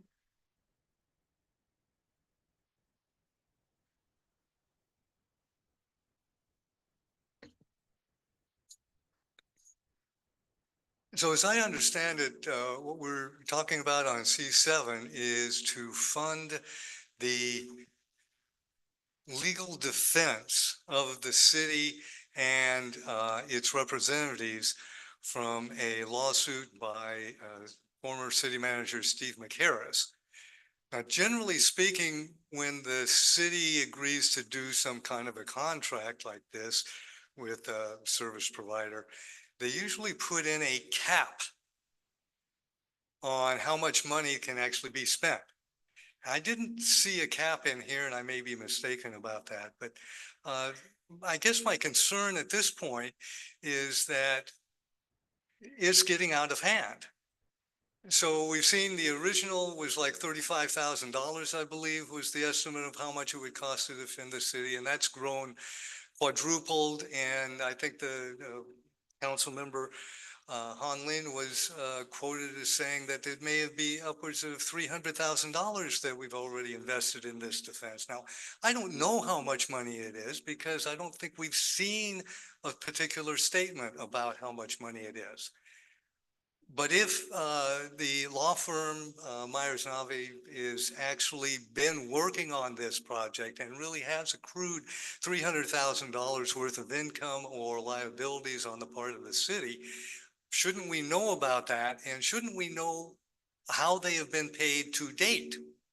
Or is there an IOU coming? And if we've been paying them to date, then I'm thinking that without city council approval, that was probably okayed or done by either the city attorney juggling his internal numbers or possibly even the city manager, Ned Thomas.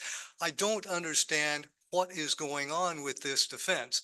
And I've got a feeling that it's being done for the same reason that Trump is kicking his lawsuits down the pike there so that he can Mayor, avoid. it's 2 minutes. What are you trying to avoid? You're done now. Thank you. I have a public speaker card from Karina Dominguez.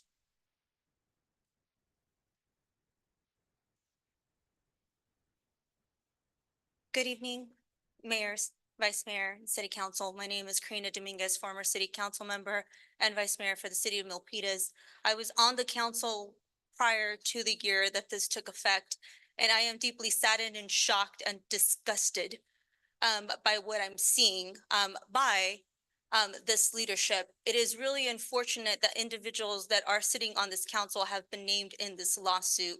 And today I am here to share with you that as citizens and as residents of the city, we are saying no to this blank check. Transparency has been denied. I have personally placed a public records request because I cannot talk on things that I know, because unfortunately I am restricted due to this pending litigation that fairly, seriously should have been done long time ago.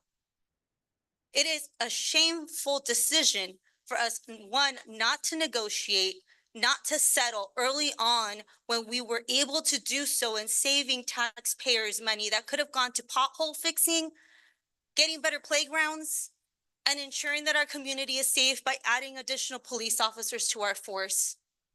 So I ask you to vote no tonight on this blank check. We are watching you. You have a vote today, and I am watching you. I know exactly what happened, and I am watching you.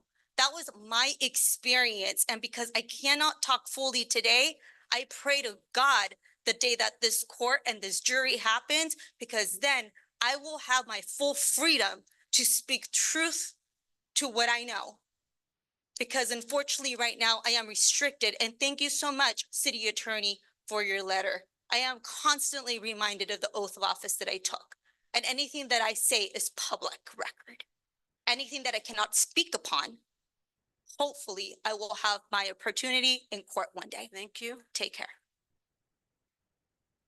Okay, is there anyone else? I have no additional public speaker cards, Mayor. Okay. Can we close public comment? Okay, we close the public comment. Okay. So,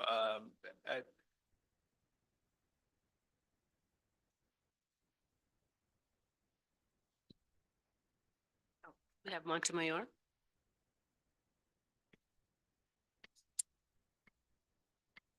Volker Montemero of Milpitas. Yeah, for the C7, which is pulled out. I think it's as simple as execute a contract with Myers Nave for contracted outside litigation service. So I think it's good for the one motion to be approved. And I'm not minding on the other speakers. I'm not contradicting. I heard it. Thank you. Thank you. And so now with Councilmember Fan that would like to continue with this item.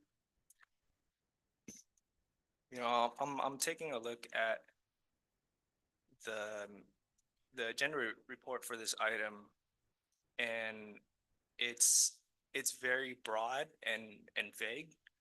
I think something with the gravity of this nature should inform the public, you know, within the confines of our liability and disclosure laws and whatnot, what costs are associated with it. And so the question that I want to begin with is the scope of services for this contract any different from agreements entered into this firm previously? Is that a question for me, Councilmember Fan? Yes. So yes, the scope of services is substantially narrowed with this current contract. This current, previous contracts have been for general legal services. This is for specific legal services related to a specific matter. That is the McHarris matter. All work done under this contract would have to be done for the purposes of the litigation of the McHarris matter or settlement of the McHarris matter or anything of the nature directed by counsel related to the McCarris matter. So, so previously, there was no contract that specifically had those scope of services? So all of the contracts are available publicly and have previous contracts and have been made available. The previous contracts Where? encompassed, they've been made available in response to the PRA. I'm happy to make them available to you. Yeah, I think, well, I would want it available to the council. Sure. Obviously.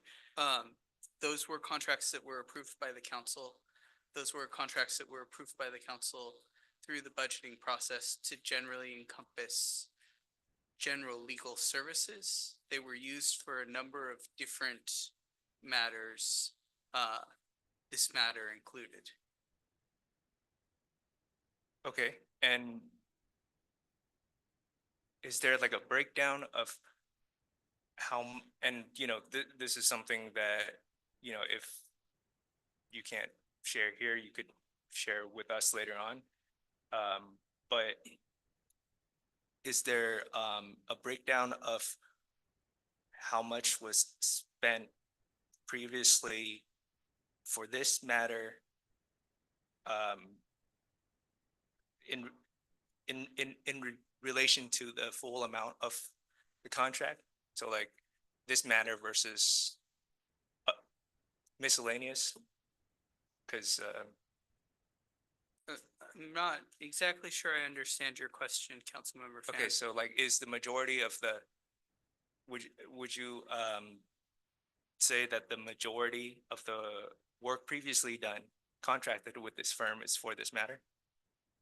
Or is there A substantial portion of it was, the contract was also used to deal with other human resources issues that the city has had, including appeal to PERB, our employment-related arbitration, and some CPRA work that the city wasn't staffed to do at the time. why wasn't that split up? Like why was it all grouped together as one contract? Is there a specific reason or? So that particular contract was designed as a contract that would allow for overflow and conflict work for the city, such that the city wouldn't have to, the city had gotten the council to approve that contract ahead of time for general legal services, so that in case of a CPRA, which has a very short turnaround, where there may have been a conflict or there may have been extra services needed, then those services could be got at a rapid rate, faster speed. So we allocated, what was that? 150 for, was that the amount for the last contract? I don't remember off the top of my head. That sounds about right. Okay. For miscellaneous work, that includes this. Right, so that had been the practice of the city when I got here, was to have an evergreen contract for miscellaneous city attorney's work that was in addition to the general city attorney's work that had been provided by the firm. Rather than maintain the evergreen contracts when I got here, I switched the policy for my office to be that we would come back to council each year for general services, rather than have one council approve an evergreen contract that we would use for the next 10 years or until the council decided to end the evergreen contract. So it was a slight amendment to the past practices that I had inherited, when I became city attorney, in so much as rather than seeking council approval once and living on that for a long period of time, my office chose to seek yearly approval for these sorts of contracts. Okay, and was that contract, under your discretion, or was that approved by the council, through a vote? It was approved by the council. It was approved by the council. Which meeting was that? I would say it was, if you're gonna ask me off the top of my head, I think it was June 6th, because I remember that being the budget meeting. It was approved through the budget process. So whenever the budget approval happened, was when the council approved that contract. Okay. And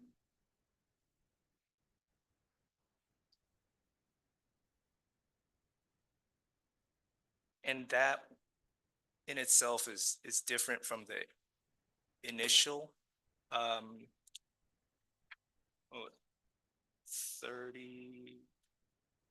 35,000 that we approved? Or was that scope different as well? I'm not sure what you're, I'm not sure what you're discussing with the initial 35,000 contract. Well, it would, there's a finance subcommittee meeting in April 2023. And under, city manager approved contracts, noted, the initial Myers-Navi contract and initial April 24th, 2023 contract. So is that different from the work that was done through that $150,000 contract through that budget process? So that contract may have been while I was walled off. I may not have the information you need for that contract. In April 2023? In April 2023 or shortly thereafter, I would have been walled off. Okay. Yeah, because what I'm trying to understand is if there was an initial agreement with the firm, like why would there need to be a completely new agreement that generalized it instead of amending the original agreement of 35,000, separating, whatever miscellaneous services so that there's no confusion there, and then going back to asking us for approval for a new scope of services. Historically, it's always been amendment to the contract. So I just want some clarification, for procedures going forward. So the contract that I can speak to, the one for general services had an expiry, has since expired. And we wouldn't be able to amend an expired contract. We would always recommend, there are certain cases where we recommend trying to work with expired contracts where mistakes were made and scope of work was done in the process. In this instance, because that contract is expired, we would recommend entering into a new contract with a narrowly defined scope of services. Okay. Going, I guess, back to the previous contract, the $150,000 contract. Now, previously we were getting updates to the council finance subcommittee. But, you know, right around, I want to say May of last year, there were no further updates. And seeing as to how, you know, this was a contract, oh, I guess this was no, it was approved through the budget process. Okay. Did that need to be reported to the finance subcommittee? Generally, contracts that have been approved by council don't get re-reported to the contract subcommittee. Generally, the contracts that get approved by council, generally the contracts that get approved on the city manager's authority are the ones that would get sent to the contracts, the finance subcommittee on that report. Yeah, but it's tricky to like know it's a little tricky, at least for the public to comprehend the nature of the contract, because it goes through the budget process, but it's signed by the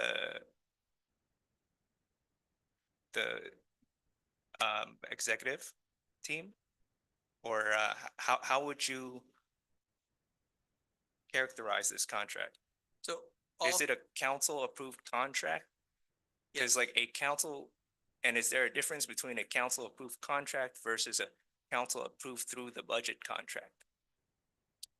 Historically, the city council has made no distinction between council approved contracts and contracts that are approved by council through the budget process. Okay. Did this go through a competitive process, an RFP? This did not go through an RFP. It was exempt from the RFP process because it's for professional services.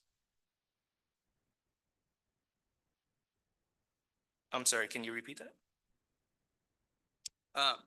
It is exempt from the RFP process under Milpitas Municipal Code 1-2 3.13-2A because it's for professional consultancy services. Right, and I'm looking at the Muni code at 1-2-3.13, and it says without or with council approval, if the consultant's total fees exceed 100,000, that it would it would go through a competitive process. Is that not correct? That would not be my reading of that section. My reading of that section would be that you would require council approval if it was above $100,000.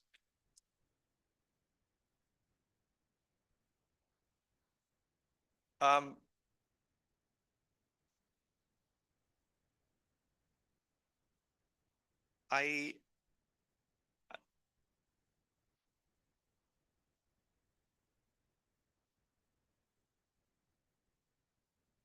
don't feel great about the clarity of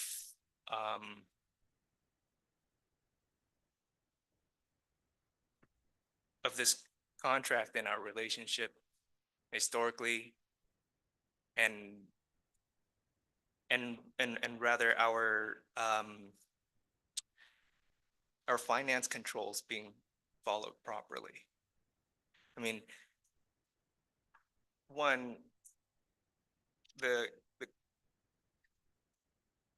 I would ask that we have an audit of our finance controls,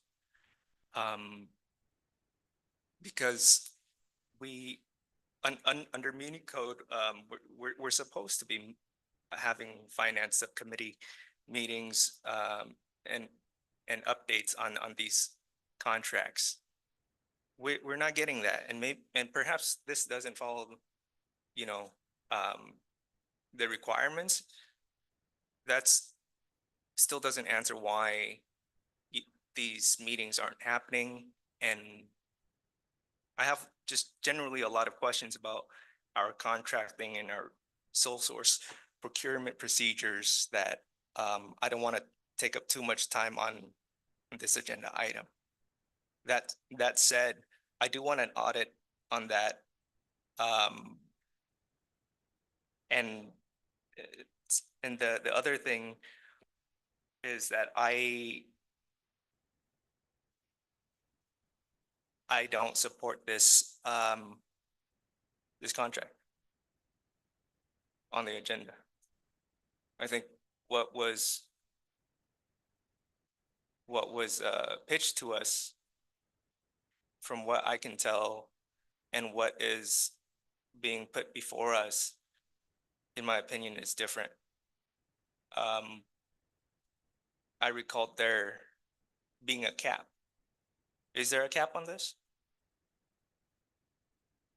So, Councilmember Fan, as was presented to you, there is a litigation budget that the council certainly has the ability to make this count, these attorneys live up to. The city does not publish within the contract a monetary cap. The oversight needs to be provided by this council through the closed session process.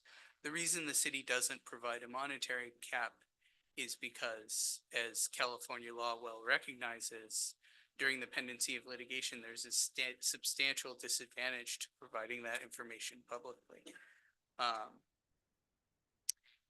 That disadvantage could cost the city substantial funds.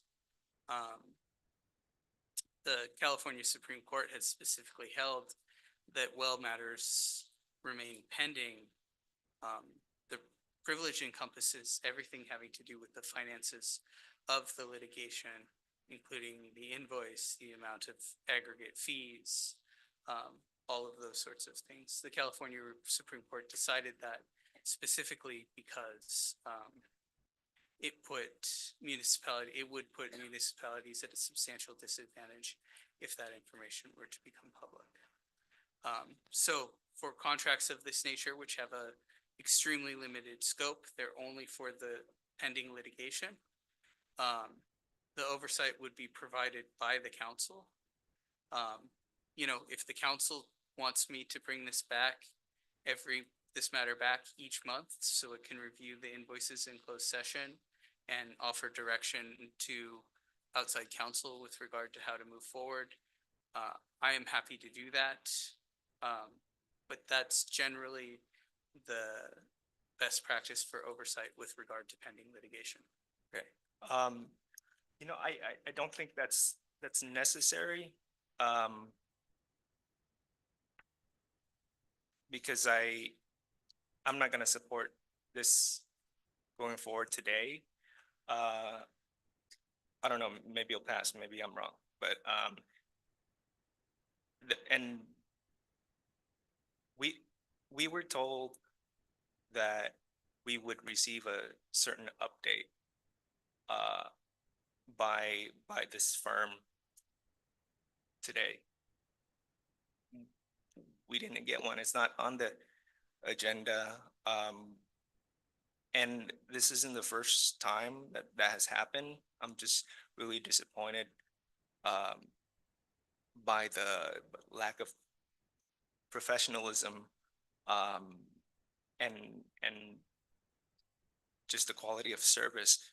So that's why I'm not gonna support this contract, and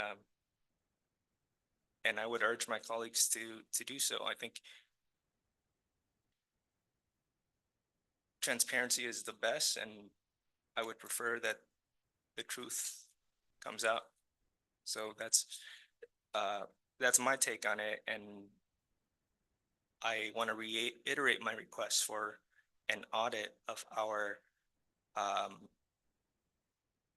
finances of the contracts that have been signed and that it's been that our fiscal controls have been followed. Thank you, Councilmember Fan. Is there anyone else that would like to make any comments on this item? Not, let's take a vote. Mayor, we need a motion and second. Motion? Gary, you have a comment?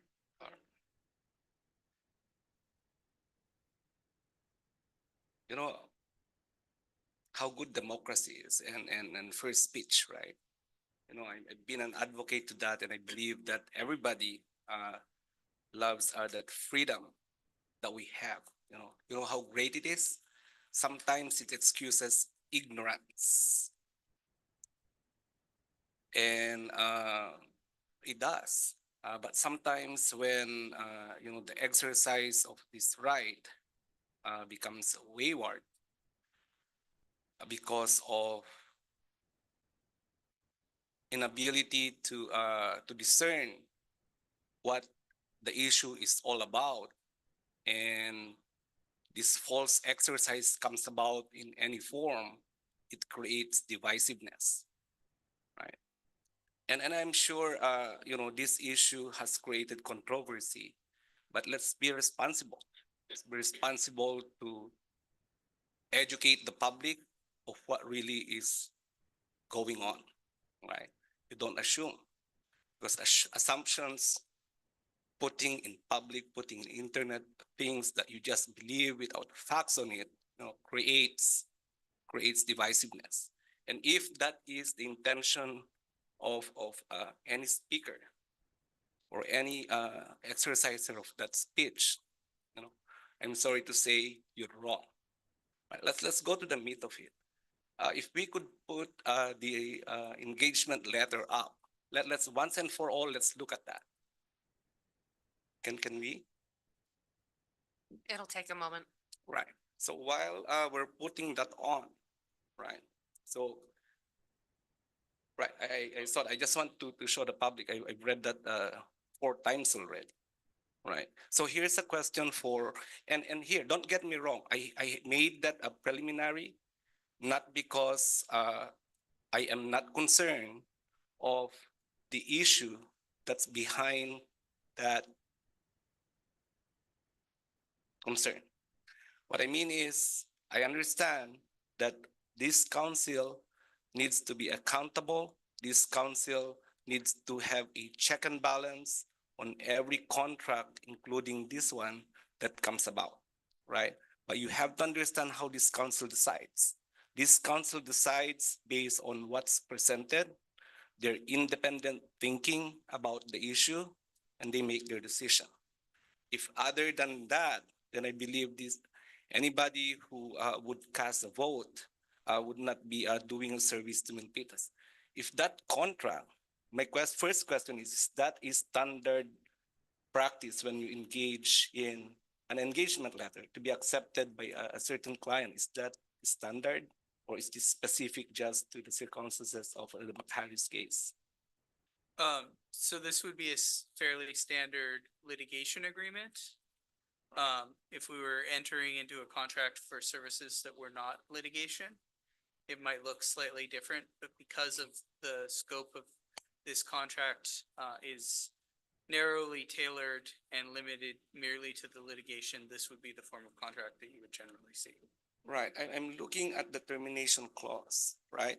Who would exercise that? Well, so the termination clause is long.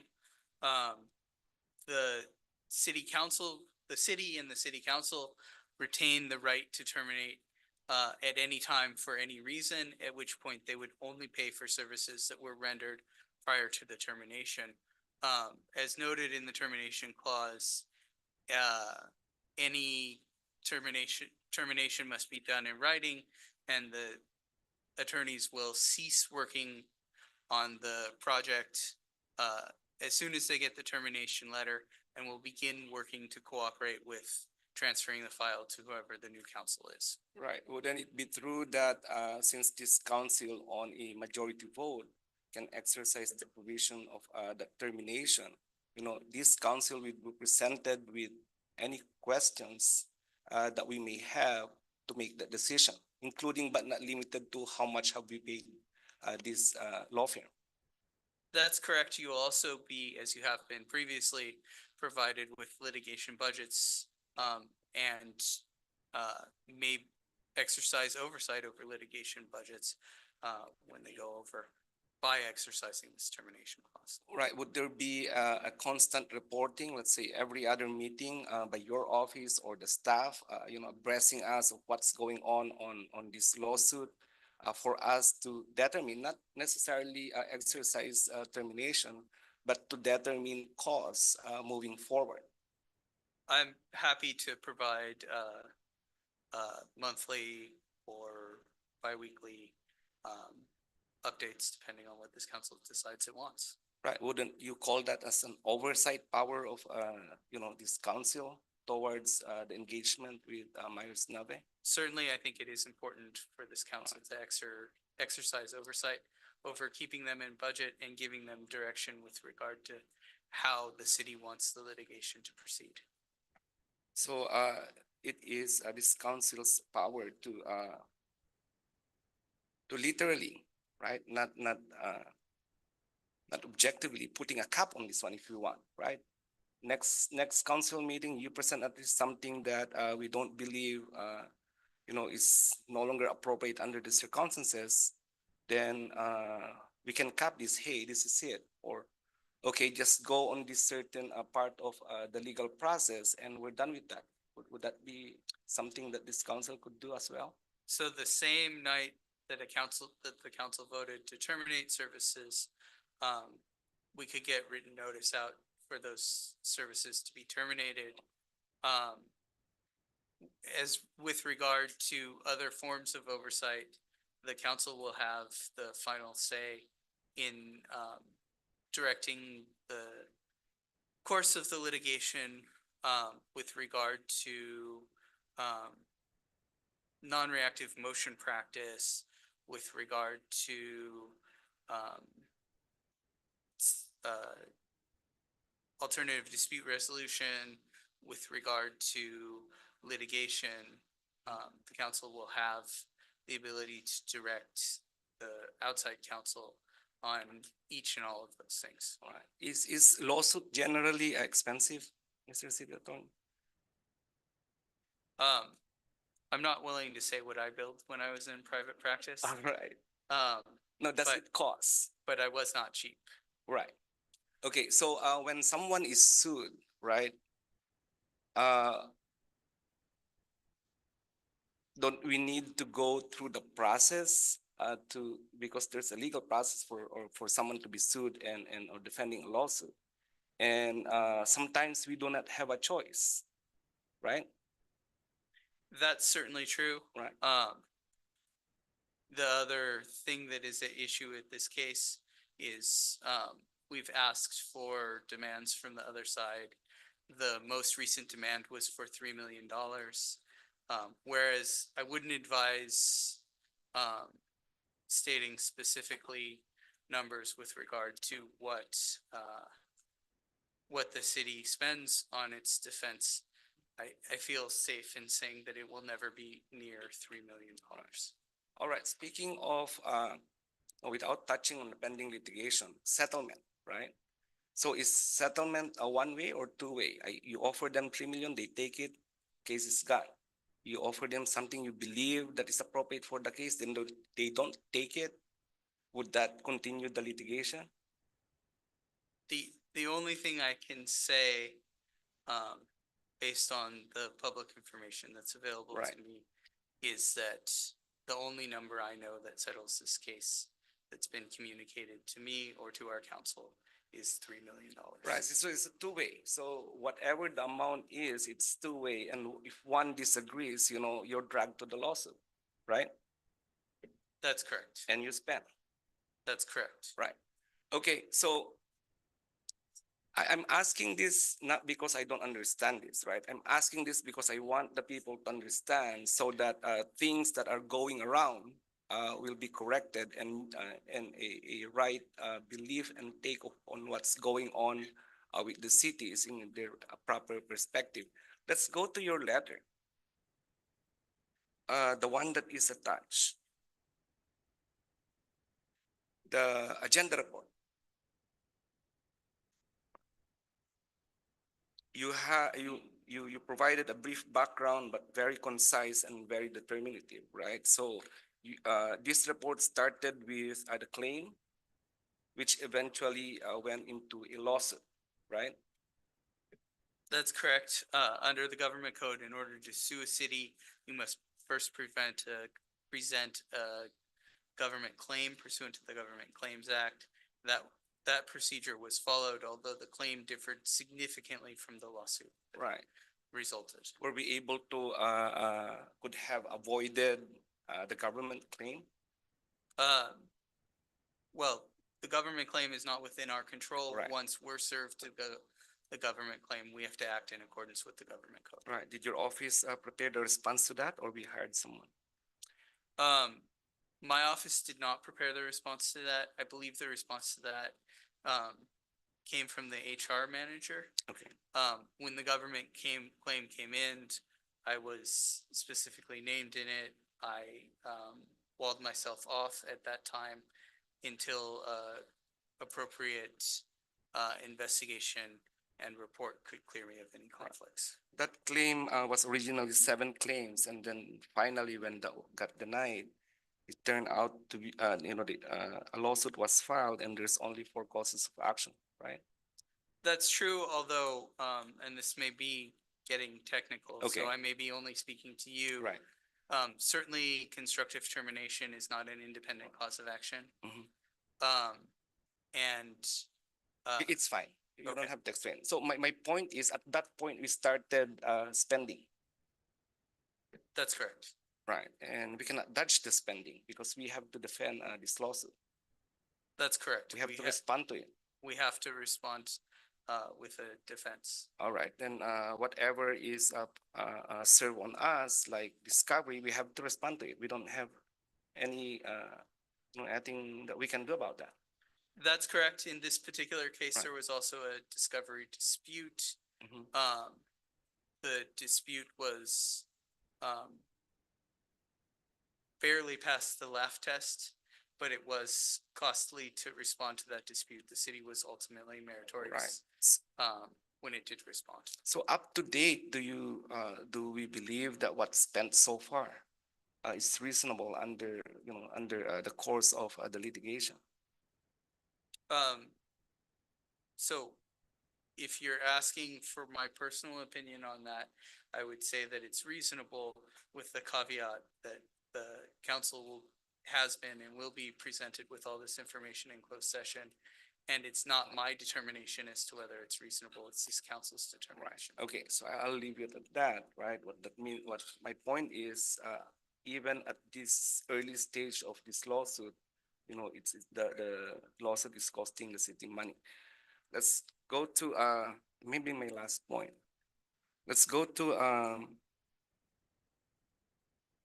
the fact that you said that sometimes fees caps are what did I forgot what you said. There's a case law regarding disclosure of fees. So certainly during the pendency of litigation, both the courts and the legislature have found that cities are not obligated to disclose the finances, including the aggregate spending related to the defense of a matter, because it would disadvantage the city in regard to that litigation. Right, despite not putting a number on the engagement that we have with Myers Nave, right? The council can do anything. The council would be the appropriate body to provide oversight for this contract and for the litigation. You may or may not answer this one. So not putting that based on the law that you have said, right? I'm assuming that, doing otherwise would disadvantage the city's defense or the case for whatever reason. That's exactly right. As I said, both the courts and the legislature has found that, doing otherwise, disclosing specific numbers related to the cost of defense would disadvantage public entities with regard to, defending those matters, has determined that cities and other public entities are not obligated, because it does not want to disadvantage cities. Because ultimately, when you disadvantage cities, what you're doing is costing taxpayers substantially more money. All right, so that's fine. So it's just, the contract that's in front of us for approval today has the same effect.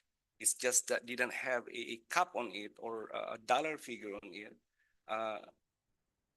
Has the same effect as if it has, because this council has the power to modify it, terminate, or whatever the council would wish to do. And at the same time, we are protecting the interests of the city by not putting that number. Is that a fair conclusion? That's correct, although I would add to that, that there is one more, piece of oversight built into the contract. And that's that the contract has an extremely limited scope. So the contract cannot be used but for this litigation. So, if there's an arbitration that comes up that's not related for this litigation, it can't be handled under this contract. If there's, CPRA work that needs to be taken care of, it can't be handled under this contract. This contract has an extremely limited scope. That scope is the, work related to the McHarris matter at the trial court. In fact, if the council decides it wants to appeal, it can't be done under the scope of this contract. It would have to be done, under a new contract. Right, so if this case resolves one way or the other next month, this contract is done. That's correct. I mean, Right. when No there's more a paying. dismissal on file, this contract is done. Okay. Well, I think and I hope that clarifies a lot. There's one more, right? Now since we are an advocate of protecting the city, here's what I want, right? Anything that are privy to us as council members in closed session should remain at closed session, right? I'm hearing some information with regards to information that I believe would only be available in a protected closed sessions. So with that, I would want a copy of, I would request a copy and revisit how our censure ordinance is considering, the sensitivity and our desire to protect the city. So if I could have a copy of that and be brief again how it's going to do that. And I would request that we be more vigilant in possible information disseminated against law and against the city council's principle. So I'll close this at that. So I hope, right, this council makes its right decision. I believe that we have expounded enough why this contract goes about the way it is tonight. There are a lot of reasons, but I believe that, the primordial reason is we're trying to protect the city and defend this lawsuit as, as effective as we are. Thank you. Thank you, Councilmember Barbadillo. So now we will have a motion. One more question. It was mentioned earlier that the last number you heard from the other side was 3 million. What as their demand? When was that received?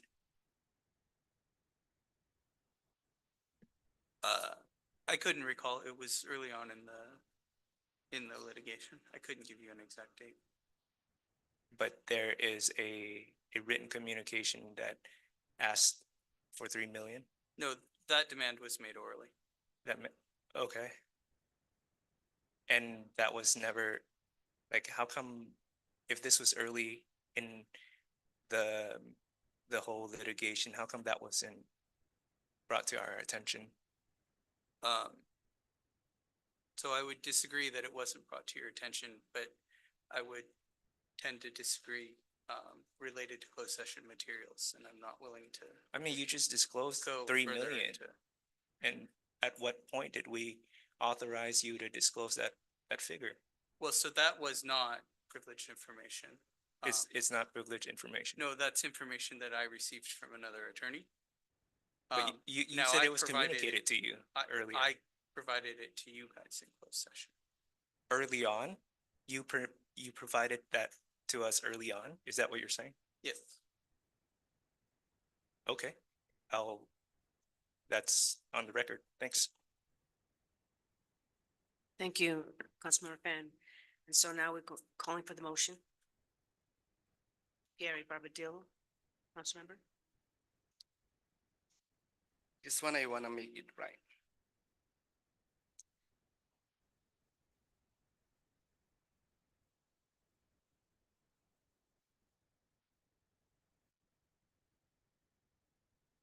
Okay. I move to authorize the city attorney and the city manager to execute a contract with Myers Nave for contracted outside litigation services. Is that it? I second that. And now call for the vote. Councilmember Barbadillo, Aye. Vice Mayor Chua, Aye. Councilmember Lian, Nay. Councilmember Pham, Nay. Mayor Montano. Aye. Thank you for that. Thank you. And now we will go on to the announcements and future agenda items. City Manager, do you have any announcements?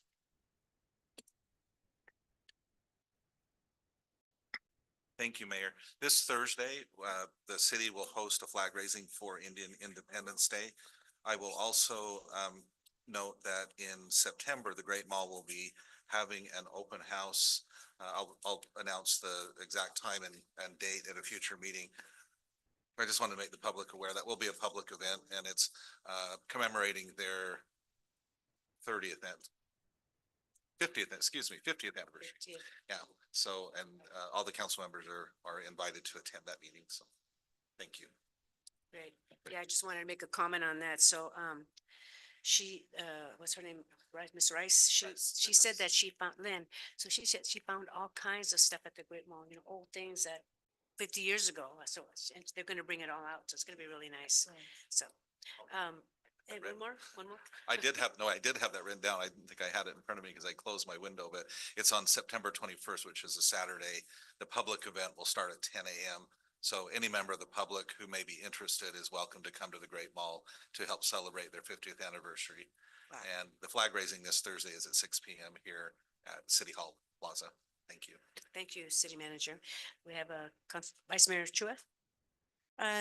For San Jose just did an ordinance that the ADU, they can have a separate title and they can sell it separately. So we'd like to request city manager to look into it. Maybe we can adopt a similar one. So that would help a lot of ADUs in our community. Thank you. Thank you, Mayor. Thank you, Vice Mayor. Any other? We need to grab announcements? consensus. Consensus vote? Councilmember Barbadillo, I agree. Vice Mayor Chua, Aye. Councilmember Lian, Aye. Councilmember Pham, Aye. Mayor Montano. Aye. Any other announcements or requests? So I have a couple of them actually.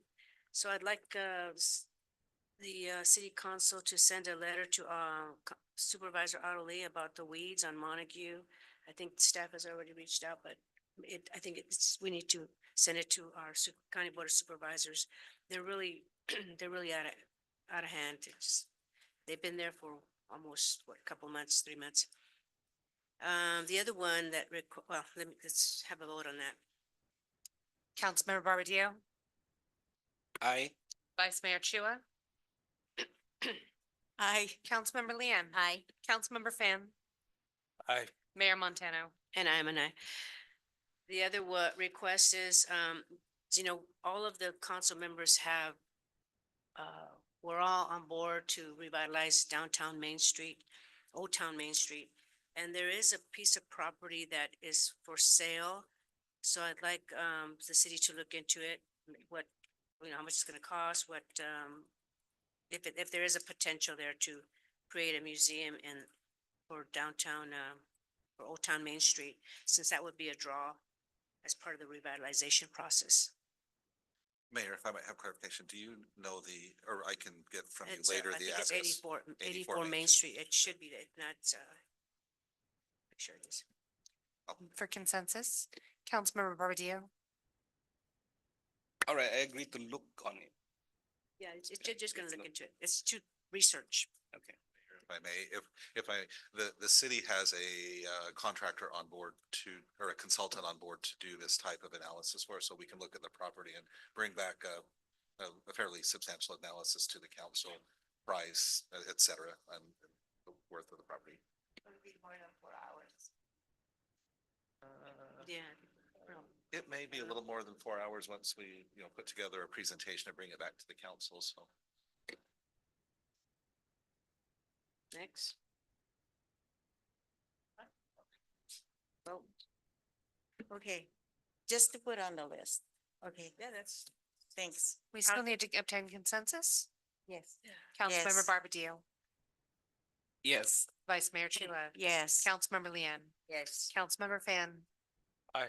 Mayor Montano. And I'm an aye.